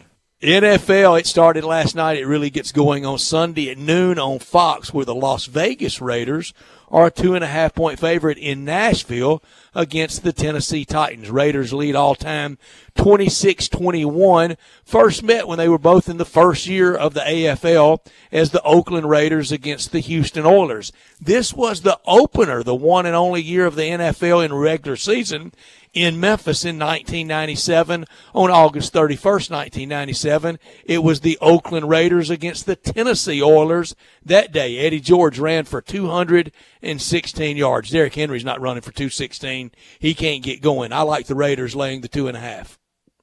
I'm going to go with the same thing. Now, there is some interesting sort of things going on with the Raiders. Hunter Renfro's going to be out. Josh Jacobs is questionable for the game. But on the other side, you look at the Titans, they're going to be missing Taylor Lewan and Bud Dupree. Two guys on the offensive side and the defensive side of the ball, pretty highly paid, pretty important pieces. And I can't help but feel like the Titans are just decimated and they don't have a whole lot of confidence. I like the Raiders to go in there with their hair on fire and cover the 2.5 relatively easily. Yeah, I'm going with the Raiders as well. Group lock from the NFL, Wow. third of the Dang weekend, first from the NFL. Noon on CBS, the Buffalo Bills -6.5 in Miami at Hard Rock Stadium. Two original AFL teams as well. Miami leads all time 60-51-1, but Buffalo's won 9 of the last 10. Buffalo favored on the road. Give me the home dog plus the 6.5. And count me as a member of 2-9. Whoa! Count you as a member at 2-9, really? That's huge. That's a step past. That's a just taking Friday them. news drop. That's a step past just picking. that by really hand. is. Interesting. That's big. It's stalky. No, it's crazy.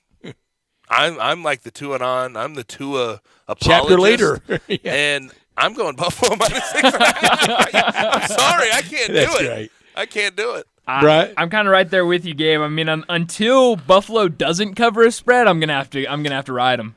Yeah. Hey, there I am on the 2-9 island by I'm sorry. myself. At least it's not a group lock. That's true. 325, the battle of quarterbacks. Tampa Bay -1.5 over Green Bay. 140,000 combined yards between these two quarterbacks. 1,077 combined touchdowns between these two quarterbacks. Green Bay leads all-time 32-22-1. They first met in 1977. Give me the Pack in Tampa to win straight up over the Bucs. Brian, go ahead with yours. Well, let me take you back to last year because I'm seeing a lot of similarities between this year and last year. Packers lost first game and then ripped off 7 straight wins. Well, week 3 that year, they were a 3-point dog on the road against San Francisco. And you know what they did? They went right into Levy Stadium and won the game 30-28. I think the same thing happens this weekend. Packs on top. Levi's. I have a pair. I have a lot of pairs of Levi's, yeah. Gabe? Levi's Stadium. I'm taking the Pack minus the 1.5. Group I from that. the NFL. We're turning around this week. Brian had the long explanation and then heard it's a group lock, and that's depressing. I hear you. NFL lock for me, well, it was going to be Chargers -7.5. I'll stay with it. I know that line's changed, but I'll stay there. Chargers -7.5 over You can Jacksonville. have the change line. It's 3 now. You can have the change line. We'll give Okay, it to you. I'll take it. Yeah, Everybody cool with that? Yeah, change before you picked it. That's fair. Okay. And I'll have for a shock, I'll have Cardinals plus the 3.5 over New Orleans. Bryant, you're lock and shock. Did I say NFL. Levy instead of Levi? Yeah.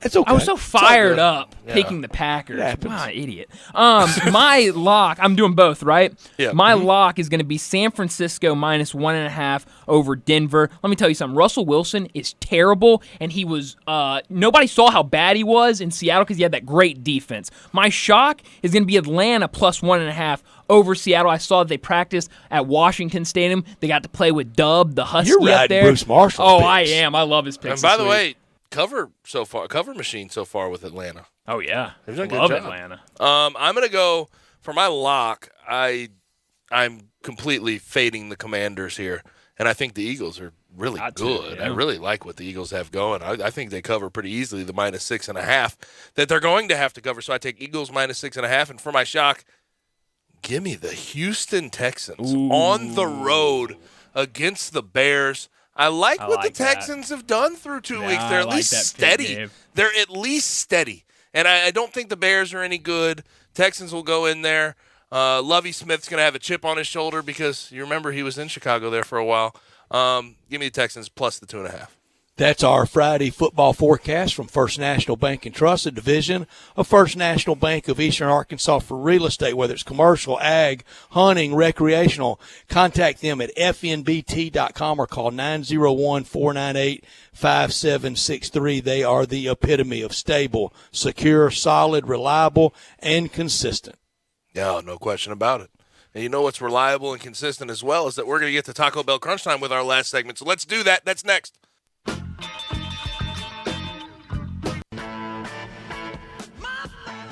Start your day with Sports 56 Mornings with Greg Gaston and Eli Savoy.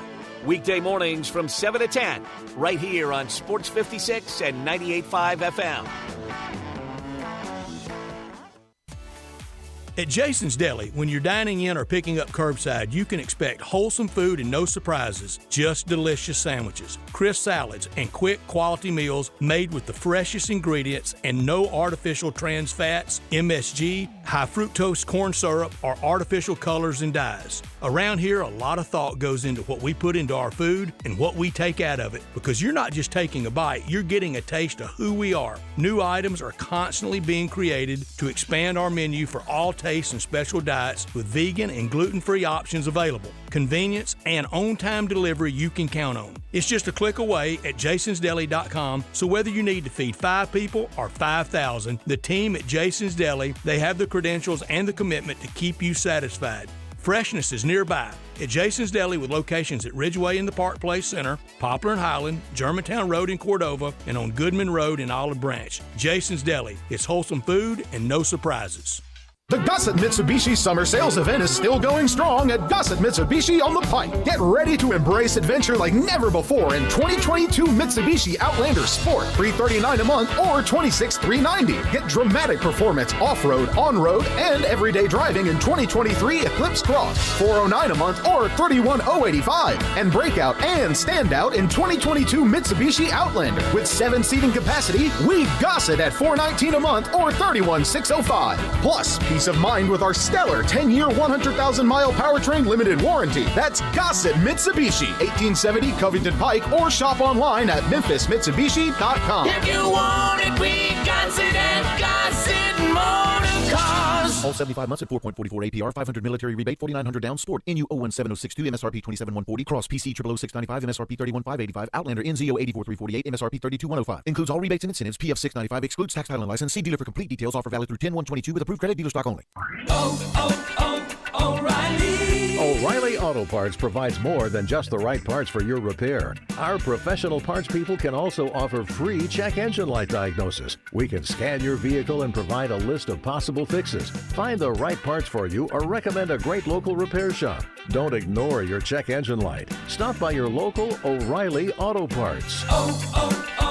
O'Reilly Auto Parts. Hi, this is Troy Fiveash, owner of Fiveash Roofing. In these uncertain economic times, there are so many things as a contractor and a business owner that I cannot control. The rising cost of materials, not to mention fuel and transportation costs. In the last 2 years, shingle prices have almost doubled and commercial materials have doubled. And I don't have to tell you what fuel costs these days. But you know what I can control? How much markup I put on a project. I have always prided myself in knowing I never gouge a customer. But in an effort to ensure my crews have work and my customers are being treated fairly, I have lowered my profit margin, hoping to give you a price you can live with and keeping my crews busy. So if you need a roof or gutters, please give us a call. Fiveash Roofing, fair, honest, and ethical. Fiveash Roofing, a proud sponsor of Tiger Athletics and a member of the Tigers home team. 367-0050 or memphisroofer.com. 367-0050 or memphisroofer.com. Fiveash Roofing, it's what we do. We're here for you.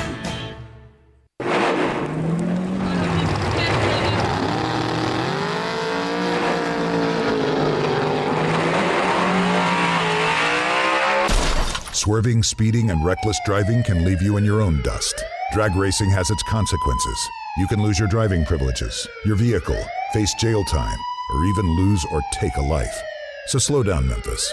The life you save may be your own. Brought to you by the Memphis Police Department, Traffic Operations.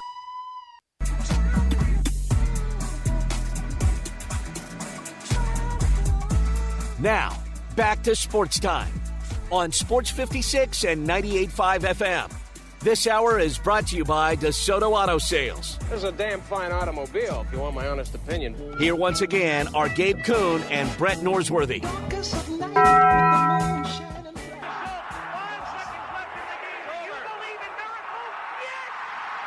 crazy, folks! Go crazy! This is for all the biggest crunch time. You are looking live. In your life have you seen anything like that? Goodbye! Hello, Haskins. It's obviously crunch time. Hammer, nail, coffin, this baby is over. The double steak grilled cheese burrito, so good. Double the steak with nacho cheese sauce, seasoned rice, red strips, sour cream, and the 3-cheese blend wrapped inside a warm flour tortilla, with even more 3-cheese blend grilled on the top. The double steak grilled cheese burrito, it hits the spot now at Taco Bell. And at Taco Bell, when they say they are feeding people's lives with unexpected good, they mean it. Bowl food you can't get anywhere else. Brett, what I learned today is that guy that plays for the Warriors, that's played for the Warriors for a while, had to stop with the Heat and had I guess a brief stop we could call with the Grizzlies. Andre Iguodala will be back for a 19th season with the Golden State Warriors. He put out a release and he told Steph basically that this will be his last hoorah. So Andre Iguodala back for one more year with the Golden State Warriors. You still have your Andre Iguodala Grizzlies jersey? It's still on back order. They still haven't gotten it to me. Is that it? Boy, a couple years late. Supply too. chain, man. Golly. What I learned today, late September, and time for teams to start having an identity around college football. Arkansas must get back to that good groove they had before that near-death experience with Bobby Petrino. Tennessee, if this isn't the time to beat Florida, then win. Memphis must put one on North Texas, and Ole Miss must show that they're as good as they appeared to be last week against Georgia Tech and show everybody the first three wasn't a fluke. What I could have done without is the arrogance of some of these Taylor Swift fans thinking that she is going to be the Super Bowl halftime show this year. There was a bunch of rumors going around. She always talks about midnight. Apparently Apple Music is about to be the new sponsor of the halftime show. That? And they dropped the announcement at midnight that they were going to be sponsoring the halftime show. So everyone thought that it was going to be Taylor Swift because she always talks about midnight. I for one, listen. Wait, I'm not why a big they thought hater. she was going to do it? Yeah, it's ridiculous. I, for one, am not like the biggest hater of Taylor Swift. I do think that her music's it hits home a little too much. She goes after people way too much, and it's a decade after her run-ins with these people. But at the same time, also, could you imagine that for a Super Bowl halftime show? That would bring everyone's mood down. Her talking about her old relationships and how bad they were. I want fun. I want happy during the Super Bowl halftime show. She wouldn't deliver that. No. I want a party. Was she named? She still hates John Mayer, doesn't she? Yeah, of course. Yes. She that will never change. Who's the actor? There's an actor No, in there. I don't keep tabs on why Taylor they all Swift. dump her? She's crazy. I don't know. She makes songs about him. I mean, listen, the fact that she makes a song about every single relationship that's ever been ended with her is just that's too much. It's too much. Jake Gyllenhaal, by the way, is the actor. That's who it was. He plays a cop in like every movie. She's kind of the George Kliakoff of music, isn't she? Yeah. I could have done without him today. The Pac-12, Pac-10, Pac Commissioner, George Kliakoff, still whining about USC and UCLA's exit, especially UCLA from his conference, and even inserted climate change is one of the reasons why UCLA shouldn't leave. You can attack a lot of things, but I just can't see him this mad for this long. And he even used this, and you can't even object to this. He used mental health of the UCLA athletes. Yeah. Look, George, she dumped you. Take your L. She ain't coming back. She's deleted you from the phone book. saddle back up, find somebody new. It's over. I saw the mental health thing. Come on, George. Let it go. And please. climate change. What was his explanation? Was he Too much airplane. Is he just going to use buzzwords as reasons why UCLA can't leave the conference? It looks like he knows they're not going to make it through the realignment as a conference. Yeah, but he also wants to put on a brave face when he's talking about Big 12. We're open for business. Oh, be quiet. I don't want to hear it. He's supposed to be a casino tough guy. Yeah. He's softer than Mizzou. What we're looking forward to this weekend, we got the Tigers versus North Texas. We have Ole Miss versus Tulsa. Then we have those marquee matchups. We get Arkansas versus A&M. Ready to see Clemson versus Wake, USC versus Oregon State. And then over the weekend in baseball, we're going to have Red Sox, Yankees. And we're going to see if the Cardinals, they started hitting a little bit yesterday, but see if they can get over the hump. Better late than never yesterday. 1984, again, last time Vandy beat Bama. Don't think that streak will be broken tomorrow. Mike Leach about to get on state fans' nerves if he doesn't show out and show the real pirate. Number 8 Kentucky at home before next week's big road trip to Oxford. And at Simmons Bank Liberty Stadium, the Tigers make it home.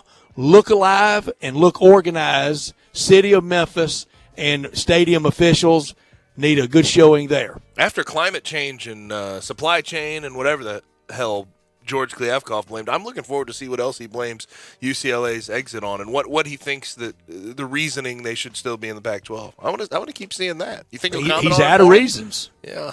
No, they're never out of reasons. He's never out of reasons. He'll find something else.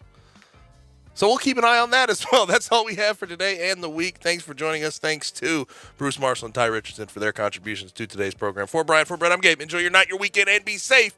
We'll talk to you Monday.